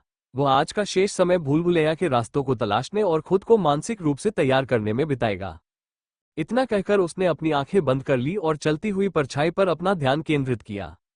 तारांकन रात के अंधेरे में अचानक एक भयंकर तूफान आ गया। सन्नी समय रहते परछाई से जाग गया और उसने खुद को तेज हवाओं और मूसलाधार बारिश के लिए तैयार कर लिया। आमतौर पर बारिश उसे हमेशा उदास कर देती थी, लेकिन इस बार उसे इतनी प्यास लगी थी कि वह ताजे पानी के अलावा किसी और चीज के बारे में सोच ही नहीं पा रहा था। प्लेटफॉर्म के किनारे से गिरने से बचने के लिए नीचे झुककर सनी ने अपने हाथों को पानी से भर लिया और बारिश के पानी से भर जाने का इंतजार किया। फिर उसने उन्हें अपने मुंह तक उठाया और लालच से पी लिया। बिजली की चमक से उफनते समुद्र के ऊपर सब कुछ जगमगा उठा। अगर कोई अब सनी को देखता तो उसके चेहरे पर एक चौड़ी मुस्कान जरूर नजर आती। तूफान कई घंटों तक कहर बरपाता रहा। सन्नी चबूतरे के बीचों बीच दुबका रहा और उसके प्रकोप को सहता रहा। कई बार एक ऊंची लहर उस सिरविहीन योद्धा की गर्दन से टकराती और उसे बहा ले जाने का खतरा पैदा करती, लेकिन सन्नी चबूतरे की पत्थर की सतह पर बनी गहरी दरारों को मजबूती से पकड़े रहा, मानो गोंद से चिपका हुआ हो। सुबह जब तूफान आखिरकार थम गया, तब तक उसकी सभी मांसपेशियां दुख रही थीं। प्रचारित सामग्री। इन 5 किज़ुम्बा डांस को देखने से पहले आपने असली केमिस्ट्री नहीं देखी है। अधिक 720-180-240। आप किज़ुम्बा डांस के इन 5 पलों पर विश्वास नहीं करेंगे। अधिक 332-83111 दुआ लिपा के 12 लुक्स जिन्होंने इंटरनेट पर तहलका मचा दिया। अधिक 617-154-206 लेकिन समय बर्बाद करने का कोई समय नहीं था।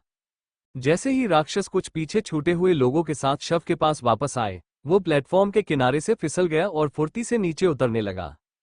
सनी को वाइल्डनेस सर्वाइवल क्लासेस का एक बार फिर शुक्रिया अदा करना पड़ा, क्योंकि उन्हें रॉक क्लाइंबिंग की बुनियादी बातें भी सिखाई गई थीं। शिक्षक जूलियस अपने छात्र को हर संभव तरीके से चढ़ाई का क्रैश कोर्स देने के लिए दृढ़ थे। इसके अलावा सनी ने अपने साथी की मदद से नीचे उतरने का सबसे अच्छा रास्ता खोज लिया था और पकड़ने के लिए सबसे अच्छी जगहों और गड्ढों को याद कर लिया था। कुछ ही देर में आखिरकार उसके पैर जमीन पर टिक गए। सिर कटी मूर्ति की सुरक्षा छोड़कर बाहर निकलना भले ही उसके लिए काफी खतरनाक साबित होने वाला था, लेकिन सन्नी का मूड तुरंत सुधरने लगा।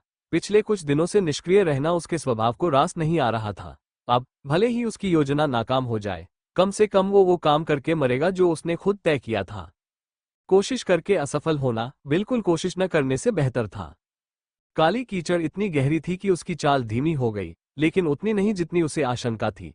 कुछ अभ्यास के बाद सनी जल्द ही एक स्वीकार्य गति से चलने में सक्षम हो गया। इतना ही नहीं, जब तक वो छाया में चलता रहा, उसके कदम हल्के और शांत थे और कीचड़ से कोई आवाज नहीं आती थी। वो उन रास्तों में से एक की ओर बढ़ा जो उसे दूर स्थित पहाड़ी तक ले जाने वाले थे और लाल रंग की भूलभुलैया की ठंडी छाया में प्रवेश कर गया। अचानक ही उसके मन में एक अजीब सी अनुभूति छा गई। ऐसा लगा मानो भूलभुलैया के पार की दुनिया का अब कोई अस्तित्व ही नहीं रहा और बस उसके टेढ़े मेढ़े अंधेरे रास्ते ही बचे रह गए हों।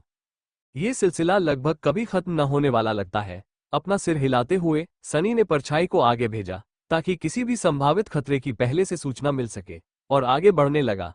अब उसका जीवन इस बात पर निर्भर था कि वो सूरज डूबने से पहले दूर की पहाड़ी तक पहुंच पाएगा या नहीं। वो ये सोचना भी नहीं चाहता था कि अगर अंधेरा सागर एक अनियंत्रित बाढ़ के रूप में वापस आ जाए और वो अभी भी भूलभुलैया के अंदर ही रहे तो क्या होगा। परछाई उसके आगे आगे चलती रही। रास्ते में कोई रुकावट नहीं आई। कभी कभी वो अलग अलग रास्तों की दिशा जानने के लिए ऊंचाई पर चढ़ जाती, जिससे सन्नी को ज्यादातर समय सबसे अच्छा रास्ता चुनने में मदद मिलती थी। हालांकि उसे एक दो बार काफी दूर वापस लौटना भी पड़ता था और अंत में या तो वह बंद रास्ते पर पहुंच जाता था या गलत दिशा में जाने वाले रास्ते पर। इसके बावजूद सब कुछ सुचारू रूप से चल रहा था। सनी को भूलभुलैया के अंदरूनी हिस्से का ध्यानपूर्वक अध्ययन करने का भी समय मिल गया। उसने इसकी संरचना के और अधिक विवरणों पर ध्यान दिया, साथ ही अपने पैरों के नीचे कीचड़ में छिपी हुई बड़ी संख्या में अपरिचित हड्डियों को भी देखा। हालात इतने सुधर रहे थे कि उसने थोड़ी सतर्कता कम कर दी। उसका अहंकार भी इसके लिए जिम्मेदार था। अपनी व्यापक तैयारियों और शैडो स्काउट पर कुशल नियंत्रण के चलते सन्नी ने अनजाने में ही खुद को शाबाशी दी और मान लिया कि सब कुछ ठीक हो जाएगा। इसीलिए जब उसके ठीक सामने की मिट्टी हिलने लगी तो उसे प्रतिक्रिया देने में 1 सेकंड के अंश की देरी हो गई। अगले ही क्षण जमीन से एक विशाल चिमटा निकला और हवा को चीरता हुआ आगे बढ़ा, मानो एक ही जोरदार प्रहार से उसके शरीर को 2 हिस्सों में काट देने की धमकी दे रहा हो। बकवास। सनी के दिमाग में बस यही एक ख्याल था जब वो अनायास ही पीछे की ओर गिर पड़ा और उसके चेहरे के ठीक सामने चिमटे से एक जोरदार खट की आवाज आई। नुकीले काइटिन युक्त ब्लेड इतने करीब थे कि वो उनकी सतह पर चिपकी मिट्टी के टुकड़े साफ देख सकता था। सनी पीठ के बल गिरा और अचानक हुए हमले से बाल बाल बच गया। अच्छी बात यह थी कि वह घायल होने या मरने से बच गया। बुरी बात यह थी कि वह जमीन पर पड़ा हुआ था और हमलावर से जल्दी से दूरी बनाने में असमर्थ था। हमलावर का विशाल पंजा अभी भी उसके ऊपर मंडरा रहा था। जैसे ही सन्नी को इस बात का एहसास हुआ, वह घबराकर एक तरफ लुढ़क गया। अगले ही पल पंजे ने उस पर झपट्टा मारा, जिससे कीचड़ में हल्की सी कंपन हुई। अगर सन्नी ने फुर्ती से प्रतिक्रिया न की होती तो उस वार से उसकी छाती धंस जाती। जैसे ही वो उठने लगा, तभी एक चिमटे ने बगल से वार किया। सौभाग्य से सनी तैयार था। हमले से बचने या उसे रोकने की कोशिश करने के बजाय वो उसके साथ आगे बढ़ा, अपने फैले हुए हाथों से चिमटे को टकराने दिया और वार को नरम कर दिया। दर्द से कराहते हाथों के बीच सन्नी ने वार की पूरी ताकत का इस्तेमाल करते हुए अपने शरीर को हवा में उछाल दिया। इस तरह कम से कम वो दोनों हाथों की पकड़ से बच जाएगा। उसे शायद लड़ना नहीं सिखाया गया था, लेकिन एक बात जो वो बहुत अच्छी तरह जानता था वह थी गिरना। जमीन पर गिरने से उसकी गर्दन टूटने या उसकी सांस फूलने के बजाय उसने अपने शरीर को संभाला और फुर्ती से लुढ़कते हुए घात लगाए बैठे राक्षस से कुछ दूरी पर रुक गया। मैं अपनी बात वापस लेता हूं, सन्नी ने हीरो के युद्ध कौशल पर अपनी व्यंग्यात्मक टिप्पणी को याद करते हुए कहा। युद्ध कौशल का प्रयोग किसी भी सम्मानजनक राक्षस लड़ाई तकनीक का अभिन्न अंग है। फिर उसने स्थिति का जायजा लेने की कोशिश करते हुए ऊपर देखा। उसके सामने हमलावर आखिरकार प्रकट हो गया। वो कीचड़ के नीचे से निकला और घुटनों के बल बैठे सनी पर एक विशाल छाया डाल दी। उसकी छोटी छोटी आंखें क्रोध, भूख और द्वेष से भरी हुई थीं। यह उन चिमटेनुमा राक्षसों में से एक था जिन्हें वो बहुत समय से देखता आ रहा था। लगभग 3 मीटर ऊंचा यह विशालकाय जीव उसके सामने खड़ा था और उसने अपने जबड़े हिलाए, जिससे एक कर्कश और तीखी चीख निकली। तुम अपने बाकी दोस्तों के साथ उस विशाल शव को क्यों नहीं खा रहे हो, कमीने केकड़े? हालांकि सन्नी की आक्रोश भरी विनती का जवाब काफी स्पष्ट था। वह राक्षस बेहद दयनीय हालत में था। उसके 8 हंसिया जैसे पैरों में से आधे टूटे हुए थे और उसके मोटे कवच में दरारें थीं, जिनमें से प्रत्येक से गाढ़ा नीला खून रिस रहा था। इसके अलावा उसकी 2 चिमटी जैसी भुजाओं में से एक गायब थी, जो कंधे से पूरी तरह से अलग हो गई प्रतीत होती थी। अगर उसकी ये दयनीय हालत न होती तो उस जीव को आसान शिकार की उम्मीद में कीचड़ में छिपने की जरूरत ही न पड़ती।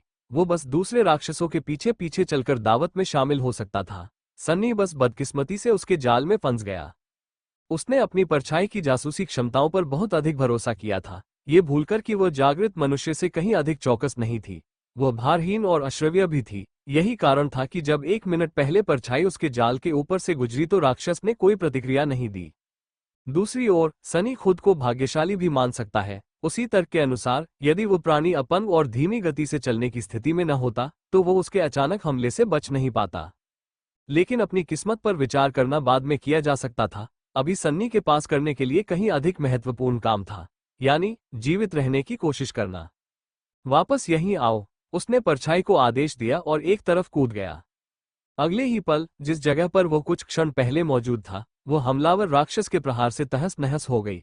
उसके भारी पंजे एक मूंगे के खंभे से टकराए, जिससे खून से लथपथ टुकड़े चारों ओर बिखर गए। सनी ने अपना संतुलन संभाला और आगे बढ़ने लगा। उसे उम्मीद थी कि भारी भरकम, कवचधारी और घायल प्राणी उसकी गति का मुकाबला नहीं कर पाएगा, लेकिन दुर्भाग्य से वो आश्चर्यजनक रूप से फुर्तीला निकला। उसके दरांती जैसे पैर उसके पीछे कीचड़ में धंस गए और उसका पंजा फिर से हवा में लहराने लगा, मानो किसी भी क्षण उस युवक का सिर धड़ से अलग कर देने की धमकी दे रहा हो। सनी झुक गया, अपने पंजे से वार से बचते हुए, और आखिरकार उसे एक पल की राहत मिली। उसकी आंखें चारों ओर दौड़ रही थीं, मानो वो किसी हथियार की तलाश कर रहा हो। लगभग तुरंत ही उसने कीचड़ से बाहर निकली एक लंबी, चिकनी, नुकीली हड्डी देखी, जिसे किसी अज्ञात जीव ने छोड़ दिया था। बिना रुके वह नीचे झुका और हड्डी को पकड़कर एक ही झटके में खींच लिया। हड्डी लगभग 1.5 मीटर लंबी थी, जिसका सिरा पतला और नुकीला था। ये लगभग भाले जैसी थी। समस्या ये थी कि इस कामचलाऊ भाले की लंबाई बढ़ने के बावजूद सन्नी की हमले की सीमा राक्षस की तुलना में कम थी। उसे ये भी संदेह था कि क्या यह उसके कठोर कवच को भेद पाएगी। संक्षेप में, उसे पास जाकर उस प्राणी के कवच में मौजूद दरारों में से किसी एक पर निशाना साधना था। हालांकि उसकी हिम्मत नहीं हुई। इतनी कम दूरी पर वह राक्षस अपने भारी वजन और विशालकाय शरीर के बल पर उसे आसानी से चूर चूर कर सकता था। सनी के दिमाग में एक अजीबोगरीब विचार आया। थोड़ा हैरान होकर वो कुछ पल के लिए तय नहीं कर पाया कि ये दुस्साहस का नतीजा था या मूर्खता का। चाहे कुछ भी हो, वो इतना पागल नहीं था कि सचमुच ऐसा करने के बारे में सोचे। उसी क्षण चिमटे ने फिर से वार किया। इस बार सन्नी को बचने में थोड़ी देर हो गई और परिणामस्वरूप उसके बाएं पैर में तेज दर्द हुआ। चिमटे का किनारा उसके पैर को छूकर निकल गया था। कठपुतली नचाने वाले के कफन ने उसे बचाए रखा, जिससे राक्षस खून नहीं बहा सका, लेकिन वार इतना जोरदार था कि सन्नी जमीन पर गिर पड़ा। पब फ्यूचर विज्ञापन उबरने का समय ही नहीं था। जैसे ही सन्नी की आंखें चौड़ी हुई, उसे समझ आ गया कि अब पागलपन दिखाने का समय आ गया है। इसलिए बचने की कोशिश करने के बजाय वह रुक गया और राक्षस को अपने धड़ को चिमटे से पकड़ने दिया। अचानक ही उसकी पसलियों पर भयानक दबाव पड़ा। सन्नी को ऐसा लगा जैसे वो टुकड़े टुकड़े हो जाएगा, लेकिन जागृत अत्याचारी को हराने से प्राप्त उसके कवच ने राक्षस के चिमटे के कुचलने वाले प्रहार का प्रतिरोध किया। उसके शरीर की हर मांसपेशी तन गई, जिससे उसके आंतरिक अंगों के चूर चूर होने का क्षण टल गया। अगले ही पल सन्नी की परछाई ऊपर से गिरी और कठपुतली नचाने वाले के कफन को लपेट लिया। कवच के सुरक्षात्मक गुणों में वृद्धि होने के कारण वो चिमटे के विनाशकारी आलिंगन का बेहतर ढंग से सामना करने में सक्षम हो गया। सन्नी और राक्षस के बीच गतिरोध उत्पन्न हो गया था। युवक राक्षस की पकड़ से खुद को छुड़ा नहीं पा रहा था, वहीं राक्षस अपने पंजों से काटकर उसे मार भी नहीं पा रहा था। वे एक दूसरे को घूरते रहे। फिर उस प्राणी की आंखों में एक भयानक आग भड़क उठी। उसने अपने जबड़े चटकाए और सन्नी को हवा में उठाकर अपने मुंह के करीब ले आया, मानो उसका सिर काट डालने का इरादा रखता हो। सब लोग मुझे खाने की कोशिश क्यों कर रहे हैं? क्या मैं इतना स्वादिष्ट हूं? जब राक्षस सन्नी को अपने जबड़ों के करीब लाया तो सन्नी ने कोई संघर्ष नहीं किया। वो जानता था कि उसके पास जीने का केवल एक ही मौका है। अंतिम क्षण में सन्नी ने कठपुतली के आवरण से परछाई को उस नुकीली हड्डी पर पड़ने दिया जिसे वो अब भी अपने हाथ में थामे हुए था। फिर उसने अपनी पूरी ताकत इकट्ठा की, आगे झुका और पूरी शक्ति से हड्डी को आगे की ओर धकेल दिया। उसके हाथ के इशारे पर काली हड्डी का भाला आगे बढ़ा और उस प्राणी की छोटी सी आंख को भेदते हुए अंदर तक धंस गया। राक्षस की दूसरी आंख सिकुड़ गई। पसलियों में असहनीय दर्द से दांत पीसते हुए सनी ने हड्डी को मरोड़ दिया ताकि वो उस प्राणी के मस्तिष्क को जितना हो सके उतना नुकसान पहुंचा सके। कुछ सेकंड तक कुछ नहीं हुआ। फिर उसने अपने शरीर पर दबाव कम होते हुए महसूस किया। चिमटा खुल गया और सन्नी नीचे गिर गया। जैसे ही वो नीचे गिरा, वो विशालकाय राक्षस भी जमीन पर जा गिरा। हड्डी का भाला अभी भी उसके सिर से चिपका हुआ था, जो नीले रंग के तरल पदार्थ में भीगा हुआ था। सनी कराह उठी और दर्द भरी कर्कश सांस ली। तुमने एक जागृत जानवर का वध किया है, कवचधारी सफाईकर्मी। आपको एक मेमोरी प्राप्त हुई है, एजियो ब्लेड। तुम्हारी परछाई और भी मजबूत होती जाती है। अध्याय 34 केवल इस्पात ही याद रखता है। सनी कीचड़ में पड़ा हुआ था, सांस लेने की कोशिश कर रहा था। मंत्र की धीमी आवाज उसके कानों में गूंज रही थी। तुम्हारी परछाई और भी मजबूत होती जा रही है। तुरंत ही उसे एक हल्का सा बदलाव महसूस हुआ। उसका शरीर थोड़ा मजबूत हो गया, उसकी दृष्टि थोड़ी तेज हो गई, उसकी त्वचा थोड़ी चिकनी हो गई। बदलाव मामूली था लेकिन स्पष्ट था। वो क्या था? उसे एक अनुमान था और उसकी पुष्टि करना आसान था। सन्नी ने मंत्रों का आह्वान किया। छायाखंड 14/1000। पहले उसके पास रहस्यमय छाया के केवल 12 टुकड़े थे और उसे यह नहीं पता था कि और कैसे प्राप्त किए जाएं। अब ऐसा लग रहा था कि यह प्रक्रिया स्वचालित हो गई है। उसे केवल एक दुश्मन को मारना था ताकि उसकी छाया का एक हिस्सा अवशोषित हो जाए और उसका अपना मूल तत्व मजबूत हो जाए। इससे भी बढ़कर उसे प्राप्त होने वाले टुकड़ों की संख्या मारे गए दुश्मनों की संख्या से सीधे तौर पर संबंधित नहीं थी। कुछ सोचने के बाद सनी एक प्रारंभिक निष्कर्ष पर पहुंचा। सुप्त आत्मा कोर उसे एक टुकड़ा देती थी, जबकि जागृत आत्मा कोर 2 टुकड़े देती थी। हालांकि केवल उन्हीं दुश्मनों को गिना जाता था जिन्हें उसने सीधे तौर पर हराया था। माउंटेन किंग के अलावा एक सुप्त जीव को मारने से उसे एक शैडो फ्रैगमेंट मिला। एक अनुभवी दास व्यापारी एक सुप्त मानव को समाप्त करने से उसे एक और फ्रैगमेंट मिला। माउंटेन किंग स्वयं एक जागृत अत्याचारी था, जिसका अर्थ था कि उसके पास 5 जागृत कोर थे। प्रत्येक कोर से सन्नी को 2 शैडो फ्रैगमेंट मिलते थे, जिससे उसके पास कुल 12 हो गए। और अब कैरापेस स्कैवेंजर को मारने के बाद उसके पास 14 हो गए। दिलचस्प बात यह है कि उसे शिफ्टी, स्कॉलर और हीरो की मृत्यु से कोई अंश प्राप्त नहीं हुआ, जबकि वे तीनों उसकी चालों के परिणामस्वरूप मारे गए थे। ऐसा लगता है कि उसे किसी दुश्मन की छाया का अंश अवशोषित करने के लिए उसे अपने हाथों से उसे मारना पड़ा, या फिर कम से कम किसी प्राचीन मृत देवता को बुलाकर। यह प्रक्रिया काफी हद तक सामान्य जागृत व्यक्तियों द्वारा अपनी शक्ति बढ़ाने के तरीके के समान थी। एकमात्र अंतर यह था कि संबंधित पदार्थ आत्मा के टुकड़ों को निकालने और उपभोग करने के चरणों को छोड़ दिया गया था और इसके बजाय तत्काल अवशोषण को प्राथमिकता दी गई थी। इसका मतलब यह था कि छाया के टुकड़ों को संग्रहित नहीं किया जा सकता था और परिणामस्वरूप उन्हें खरीदा या बेचा नहीं जा सकता था। उसे मिशन पूरा करने, सेवाएं प्रदान करने या विभिन्न लूटी हुई वस्तुओं को बेचने के बदले इनाम के रूप में इन्हें प्राप्त करने का अवसर नहीं मिलेगा। अगर सन्नी को ताकतवर बनना था तो उसके पास लड़ने और मारने के अलावा कोई विकल्प नहीं था। मुझे लगता है कि मेरे लिए कोई शांतिपूर्ण जीवन नहीं है। पहले सन्नी को लगता था कि उसके पास कम से कम अपेक्षाकृत सुरक्षित रास्ता चुनने का विकल्प तो है। कई जागृत लोग कभी भी मानव गणों की सीमाओं से बाहर नहीं निकले और कभी भी दुस्वप्न प्राणियों का सामना नहीं किया, बल्कि उन्होंने वास्तविक दुनिया की तरह ही स्वप्न लोक में विभिन्न कार्य करना चुना। उन्हें आत्मा के टुकड़ों के रूप में भुगतान मिलता था, जो एक साथ उनकी प्रगति का आधार और गणों के भीतर सार्वभौमिक मुद्रा थे। सन्नी ने कभी भी ऐसा जीवन जीने की ठान नहीं रखी थी, लेकिन विकल्प न होना भी उसे कुछ हद तक परेशान कर रहा था। सौभाग्य से इसका एक सकारात्मक पहलू भी था। अपनी मूल शक्ति को बढ़ाने के लिए आत्मा के टुकड़ों का उपयोग करने की आवश्यकता न होने के कारण वो अपनी कमाई को स्वतंत्र रूप से और बिना किसी चिंता के खर्च कर सकेगा। आखिरकार दुश्मन को मारने और छाया के टुकड़ों को अवशोषित करने के बाद भी आत्मा का टुकड़ा वहीं मौजूद रहेगा, जिसे भविष्य में सन्नी को किसी भी चीज की आवश्यकता पड़ने पर एकत्र और विनिमय किया जा सकता है। इससे उसकी कमाई और खर्च करने की क्षमता दोगुनी हो जाएगी, जो कि एक बड़ा फायदा होगा। इसके अलावा शैडो कोर का मामला भी था। चूंकि सनी और उसकी परछाई दोनों इससे जुड़े हुए थे, इसलिए कोर को मजबूत करने से न केवल सनी की शक्ति बढ़ेगी बल्कि परछाई भी मजबूत होगी। इसलिए यदि वो इसका उपयोग अपनी शक्ति को और बढ़ाने के लिए करता है तो इसका वास्तविक प्रभाव कई गुना बढ़ जाएगा, जिससे दोगुनी शक्ति प्राप्त होगी। इस प्रकार परछाई के प्रत्येक टुकड़े को इकट्ठा करने पर सनी वास्तव में एक जागृत आत्मा के टुकड़े से मिलने वाले लाभ से दोगुना लाभ प्राप्त कर सकेगा। बुरा नहीं, बिल्कुल बुरा नहीं। भविष्य उज्ज्वल था, बशर्ते वो जीवित रहे और उसे भविष्य बनाने का अवसर मिले। बेशक। सन्नी उठकर बैठ गया और उसने अपनी नजरें घुमाई तो उसे अपनी यादों को बयां करने वाले प्रतीकों का समूह दिखाई दिया। नीला ब्लेड, क्या उसे आखिरकार कोई हथियार मिल गया था?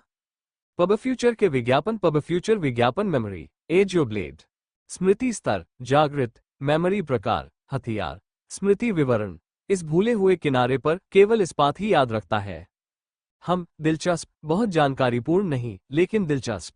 सनी ने अपने नए हथियार को बुलाया और तुरंत उसके हाथ में एक तेज, हल्की तलवार प्रकट हो गई। हैंडल समेत इसकी लंबाई लगभग 1 मीटर थी। ब्लेड सीधा और एकधारी था, जिसका सिरा नुकीला था। यह नीले रंग के स्टील से बना था, जिस पर सुंदर परतदार पैटर्न बना हुआ था। स्टील के भीतर सफेद चिंगारियां दिखाई दे रही थी। क्रॉसगेट बहुत ही सरल और सादा था, जो चलाने वाले के हाथों को लगभग कोई सुरक्षा नहीं देता था। अगर सन्नी को ठंडे हथियारों की अच्छी जानकारी होती तो वह इसे तांग दाव कहता, लेकिन उसे इन सब चीजों का कोई ज्ञान नहीं था। वो बस इतना समझ पाया कि ब्लेड एकधारी था, जिसका मतलब था कि यह शायद काटने छांटने के लिए बना था, न कि छेदने के लिए, और इसका हैंडल इतना लंबा था कि इसमें दोनों हाथ आ सके। और हाँ, तलवार बहुत सुंदर थी। उसने परछाई को बुलाया और उसे नीली तलवार के चारों ओर लपेट दिया। देखते ही देखते स्टील नीले काले रंग का हो गया, जिस पर सफेद चिंगारियां बिखर गईं। ये तारों भरी रात के आकाश जैसा लग रहा था। सनी खड़ा हुआ और तलवार को 2-3 बार हिलाकर उसके वजन से अभ्यस्त होने लगा। हवा को काटते हुए तलवार की धार से सीटी जैसी आवाज निकली। अच्छा, अब मैं आखिरकार एक सच्चे जागृत व्यक्ति की तरह दिखने लगा हूं। प्रचारित सामग्री, इन 5 किज़ुम्बा डांस को देखने से पहले आपने असली केमिस्ट्री नहीं देखी है। अधिक 827 207 276 दुआ लिपा के 12 लुक्स जिन्होंने इंटरनेट पर तहलका मचा दिया। अधिक 246 6282 आप किज़ुम्बा डांस के इन 5 पलों पर विश्वास नहीं करेंगे। अधिक 522 131 174। उसके बाद उसने कवचधारी जीव के शव पर एक नजर डाली और मुंह बनाया। उफ, ये हिस्सा सुखद नहीं होने वाला था। कुछ समय बाद वो टूटे हुए कवच को तोड़ने में कामयाब हो गया और उसने कोमल, गुलाबी मांस की कुछ पट्टियां काट ली। उसने जानवर की छाती से चमकता हुआ क्रिस्टल, आत्मा का टुकड़ा, निकालना भी नहीं भूला। बहुत कम उम्मीद के साथ उसने उस टुकड़े को आत्मसात करने की कोशिश की, ये याद करते हुए कि इसे कैसे किया जाना चाहिए था। जैसा कि उसने अनुमान लगाया था, कुछ भी नहीं हुआ। वे मेरे लिए सीधे तौर पर किसी काम के नहीं है। सनी ने कंधे उचकाते हुए काले समुद्री शैवाल से बुने हुए एक अस्थायी थैले में कांच का टुकड़ा और मांस रखा और सूरज की ओर देखा। दिन अभी बाकी था। समुद्र के वापस आने से पहले दूर की पहाड़ी तक पहुंचने का उसके पास अभी भी अच्छा मौका था। हालांकि शिकारी जानवर से लड़ाई में उसका बायां पैर बुरी तरह घायल हो गया था, इसलिए चलना पहले जितना आसान नहीं था। उसने दांत पीसते हुए लंगड़ाकर चलना शुरू किया। कई घंटे बीत गए। चोटों और बढ़ी हुई सतर्कता के कारण सन्नी की प्रगति काफी धीमी हो गई। वो पसीना बहा रहा था, दांत पीस रहा था और हर कदम पर दर्द महसूस कर रहा था। इससे भी बुरी बात यह थी कि जैसे जैसे वह भूल भुलैया में आगे बढ़ता गया, रास्ते और भी उलझे और भ्रामक होते गए। परछाई की मदद के बावजूद उसे बार बार पीछे लौटना पड़ रहा था और सही दिशा में आगे बढ़ने के लिए उसे काफी संघर्ष करना पड़ रहा था। बकवास, बकवास, बकवास। अगर हालात नहीं बदले तो सन्नी अपने लक्ष्य तक नहीं पहुंच पाएगा, यानी लौटते हुए समुद्र की लहरों में दबकर उसकी मौत हो जाएगी। मृत्यु के बारे में न सोचते हुए सनी ने तेजी से चलने की कोशिश की। हालांकि वह ज्यादा जल्दबाजी नहीं कर सकता था। एक गलत मोड़ लेने से उसके कीमती मिनट बर्बाद हो जाते, इसलिए उसे रास्ता सावधानी से चुनना था। इसके अलावा किसी और हमले को नजरअंदाज करने से उसकी जान जा सकती थी। धिक्कार है, जब वो हताशा महसूस करने लगा था, तभी अचानक उसकी परछाई ने कुछ ऐसा देखा जिससे सन्नी क्षण भर के लिए स्तब्ध रह गया। रास्ते में कुछ दूर आगे, कुछ मोड़ों के पार, मूंगे की झाड़ियां चौड़ी हो गईं, जिससे एक छोटा सा खुला मैदान बन गया, और उस खुले मैदान के बीचों बीच कोई कीचड़ पर चल रहा था। सन्नी ने सबसे पहले जो देखा वो थी गोरी त्वचा, भरपूर त्वचा, लंबी पतली लड़की ने सिर्फ एक कामचलाउ स्कर्ट और एक भद्दी ब्रा पहनी हुई थी। दोनों ही समुद्री शैवाल से बनी थी। हालांकि उसे इससे कोई फर्क नहीं पड़ा। शांत भाव से वह रुकी और पीछे मुड़कर देखा। हवा उसके छोटे छोटे चांदी जैसे बालों से खेल रही थी। यह नेफिस थी, रूपांतरित तारा। एक हाथ में उसने एक अजीब सी सुनहरी रस्सी का सिरा पकड़ रखा था, और रस्सी के दूसरे छोर पर कासिया नाम की नेत्रहीन लड़की सावधानीपूर्वक उसके पीछे पीछे चल रही थी। अध्याय 35। एक छाया, एक तारा और एक भविष्यवाणी। ऊपर धूसर आकाश, नीचे काली मिट्टी और बीच में लाल रंग का अथाह सागर। इस स्वप्निल पृष्ठभूमि में दो सुंदर लड़कियां भूल भुलैया को पार कर रही थीं। उनमें से एक नाजुक और कोमल थी, सुनहरे बालों और नीली भावहीन आंखों वाली। उसने एक साधारण कुर्ता पहना था, पैरों में चमड़े की सैंडल और कंधों पर समुद्र की लहरों के रंग का लबादा लिपटा हुआ था। दूसरी महिला लंबी और सुगठित थी। उसके रेशमी चांदी जैसे बाल और साफ धूसर आंखें थीं। उसके खुले कपड़े काले समुद्री शैवाल से बने थे, जिससे उसकी गोरी त्वचा और सुगठित शरीर दिखाई दे रहे थे। वो सधी हुई, सतर्क और नंगे पैर थी। एक सुनहरी रस्सी दो लड़कियों को आपस में जोड़ रही थी। वाह, क्या नजारा है, सन्नी ने सोचा। उन्हें अचानक इस बात का अफसोस हुआ कि वे कलाकार नहीं है। वो तस्वीर मानो पेंटिंग बनने की गुहार लगा रही थी। रुको, मैं इसके बारे में क्यों सोच रहा हूँ? मुझे लोग मिले। उसका दिल जोर से धड़कने लगा।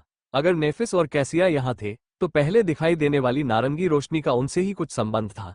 यानी उन्हें ऊंची पहाड़ी तक पहुंचने का रास्ता पता था, जिसका मतलब ये था कि सन्नी को ऊंची लहरों के नीचे दबकर मरने की जरूरत नहीं थी। तो अब मैं क्या करूं? वो दूसरों को खुश करने में माहिर नहीं था, बल्कि वो बिल्कुल उल्टा था। लोग आमतौर पर सहज रूप से उससे दूर रहते थे, और यह सामान्य परिस्थितियों की बात थी। लेकिन इस बार उसने पूरे 4 सप्ताह ये सुनिश्चित करने में बिताए थे कि अकादमी में हर कोई उससे नफरत करे। शाबाश सनी, फिर भी वो कम से कम उपयोगी तो था। इस स्थिति में भूखे राक्षसों का सामना करते समय एक अतिरिक्त साथी का होना ही बहुत बड़ी मदद थी, और वो कोई साधारण व्यक्ति नहीं था। आगे की जानकारी जुटाने की उसकी क्षमता ही बहुत मायने रखती थी। यकीनन वे यह बात समझेंगे, है ना? एक गहरी आह भरते हुए सनी छाया में चला गया और खुले मैदान की ओर तेजी से बढ़ा। वो लगभग 1 मिनट में वहां पहुंच गया, छिपकर दोनों लड़कियों को देखता रहा और फिर अंतिम निर्णय लिया। लकड़ी की छड़ी का सहारा लेते हुए अंधी कैसिया धीरे धीरे खुले मैदान के बीचों बीच पहुंची और अपना हाथ बढ़ाकर नेफिस को ढूंढ निकाला और उसके कंधे पर हाथ फेरा। तुम रुक क्यों गए? नेफिस ने अंधी लड़की को सहारा दिया और आकाश की ओर देखा। देर हो रही है। दोनों लड़कियों के बीच कुछ देर तक अजीब सी खामोशी छाई रही। कुछ देर बाद कैसिया ने पूछा, तो आपको लगता है कि हमें वापस लौट जाना चाहिए? नेफिस ने पलकें झपकाई और अपना गला साफ किया। हाँ, सनी को उनकी बातचीत पर थोड़ी हंसी आ गई। वो कैसी है, एक मजबूत और शांत स्वभाव की महिला? फिर वो अपनी दुविधा पर लौट आया और मुंह बनाने लगा। मैं उनसे कैसे बात शुरू करूं? धिक्कार है, यह इतना मुश्किल क्यों है? ऐसा तो नहीं है कि मैं उन्हें डेट पर जाने के लिए पूछ रही हूं। मतलब उनमें से एक या दोनों। मैं क्या सोच रही हूं? बस जाओ और हाय कह दो। लेकिन फिर अगर वो अचानक अंधेरे से बाहर आ जाए, बिल्कुल भी किसी डरावने जीव की तरह न दिखे, तो इस बात की कितनी संभावना है कि वे डर जाएंगे और ये देखने से पहले ही उस पर हमला कर देंगे कि वो कोई राक्षस नहीं है? अरे, वे ऐसा क्यों करेंगे? उफ, भाड़ में जाए ये सब। सबसे सुरक्षित तरीका चुनते हुए सन्नी ने अपनी परछाई को छिपने की जगह छोड़कर ऐसी जगह जाने का आदेश दिया जहां से नेफिस उसे साफ देख सके। नेफिस ने महसूस किया कि परछाई ने आदेश का पालन करते हुए अपनी आंखें घुमाईं। जैसे ही परछाई हिलने लगी, नेफिस ने अचानक अपना हाथ बगल की ओर झटक दिया। तुरंत ही उसमें एक लंबी तलवार प्रकट हुई, जो हवा को चीरती हुई रक्षात्मक मुद्रा में आ गई। परछाई अपने छिपने की जगह से 2 कदम भी आगे नहीं बढ़ पाई थी कि चेंजिंग स्टार की धूसर आंखों ने उसे भेद डाला। परछाई थम सी गई। वो थोड़ी चौंक गई सी लग रही थी। कैसिया एक कदम पीछे हट गई। नेफ, क्या बात है? नेफिस ने तुरंत जवाब नहीं दिया। वो ध्यान से परछाई को देखती रही। फिर उसने बस इतना कहा, एक परछाई है। कैसिया का गुड़िया जैसा चेहरा पीला पड़ गया। एक परछाई? सफाई कर्मी? लंबी लड़की ने अपना सिर थोड़ा झुकाया। नहीं, यह एक इंसान की परछाई है। कैसिया को यह सुनने की बिल्कुल भी उम्मीद नहीं थी। आश्चर्य भरे भाव से उसने पूछा, एक इंसान की परछाई? यह क्या कर रही है? नेफिस हिचकिचाई। कुछ देर बाद उसने सपाट स्वर में उत्तर दिया, ये हमारी ओर हाथ हिला रहा है। तारांकन 1 मिनट की खामोशी के बाद आखिरकार कैसिया को प्रतिक्रिया देने के लिए शब्द मिल गए। क्या? मैंने कहा, ये लहरा रहा है। हाँ, मुझे पता है। मेरा मतलब है, यह ऐसा क्यों कर रहा है? नेफिस ने अपना मुंह खोला, फिर उसे बंद कर दिया। मुझे नहीं पता। शायद ये हमें जाल में फंसाने के लिए ध्यान भटकाने की एक चाल हो। इस समय सन्नी ने तय किया कि अब बात करने का समय आ गया है। उसने गहरी सांस ली और फिर दोस्ताना लहजे में कहा, दरअसल मैंने इसे इसलिए पहले ही भेज दिया था ताकि यह सुनिश्चित हो सके कि आप यह महसूस करने से पहले कि मैं इंसान हूं, मुझे उस तलवार से न मार दें। तुरंत ही नेफिस ने अपना सिर घुमाया और सन्नी के छुपे हुए अंधेरे में छिपी हुई सटीक जगह को पहचान लिया। उसकी तलवार थोड़ी सी घूमी और उसने नए खतरे की ओर निशाना साधा। पब फ्यूचर के विज्ञापन। पब फ्यूचर विज्ञापन। अगर तुम इंसान हो तो किसी डरपोक की तरह अंधेरे में क्यों छिपे हो? धिक्कार है, मैं कोई घिनौना इंसान नहीं हूं। सनी का गला भर आया, लेकिन उसकी कमजोरी इतनी निर्मम थी कि उसे जवाब देना ही था, और वो भी सच्चा जवाब। मेरा मतलब है, आप चेंजिंग स्टार नेफिस है। सच कहूं तो मुझे थोड़ा डर लग रहा है। नेफिस ने कोई जवाब नहीं दिया। उसके चेहरे के भावों को समझना लगभग असंभव था, इसलिए ये पता लगाना भी मुश्किल था कि वो उस पर विश्वास करती है या नहीं। हालांकि उसने अपने जवाब में उसका असली नाम जानबूझकर शामिल किया। अगर वो कोई राक्षस होता जो इंसान होने का नाटक कर रहा होता, तो उसे ये नाम पता नहीं होता। सौभाग्य से कैसिया अधिक भावुक थी। क्या तुम वही लड़के हो जो मेरे साथ कैंटीन में बैठे थे? सनी मुस्कुराई। इसी बीच नेफिस ने अंधी लड़की की ओर देखा। क्या आप उसे जानते हो? कैसिया ने सिर हिलाया। मैं उसकी आवाज पहचानता हूं। उसका नाम सनलेस है। वो रैंकिंग में मुझसे ठीक ऊपर, आखिरी से दूसरे स्थान पर था। लंबी लड़की ने भौहें चढ़ाई, मानो कुछ याद करने की कोशिश कर रही हो। फिर उसने पूछा, वो विकृत व्यक्ति। सनी के चेहरे से मुस्कान गायब हो गई, उसकी जगह झुंझलाहट छा गई। ओह अब छोड़िए भी। कैसिया हिचकिचाई और उसने कोई जवाब नहीं दिया। अरे, मैं सच में कोई विकृत मानसिकता वाला व्यक्ति नहीं हूं। मैंने बस कुछ बातें कह दी, कुछ लड़कियों से। ये सब एक गलतफहमी थी। नेफिस कुछ सेकंड के लिए चुप रही और फिर अंत में उसने अपनी तलवार त्याग दी। ठीक है, तुम बाहर आ सकते हो। सनी लंगड़ाते हुए अंधेरे से बाहर निकला और अपनी पीठ को वापस लाने की कोशिश की। वो उसके पैरों से लिपट गई और फिर से जुड़ गई, साफ तौर पर काम रही थी। वो कमीना उस पर हंस रहा था। नेफिस से कुछ मीटर दूर रुककर उसने अपने हाथ ऊपर उठाए, ये जताते हुए कि उसका लड़कियों को नुकसान पहुंचाने का कोई इरादा नहीं है। चेंजिंग स्टार ने उसे जिज्ञासा भरी नजरों से देखा। आपको क्या हुआ?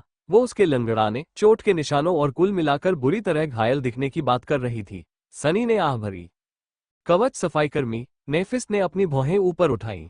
तुम जिंदा बच निकलने में कामयाब रहे। बिल्कुल, मैंने किया। प्रचारित सामग्री सबसे हॉट कौन है? टू हॉट टू हैंडल की सबसे सेक्सी स्टोर्स।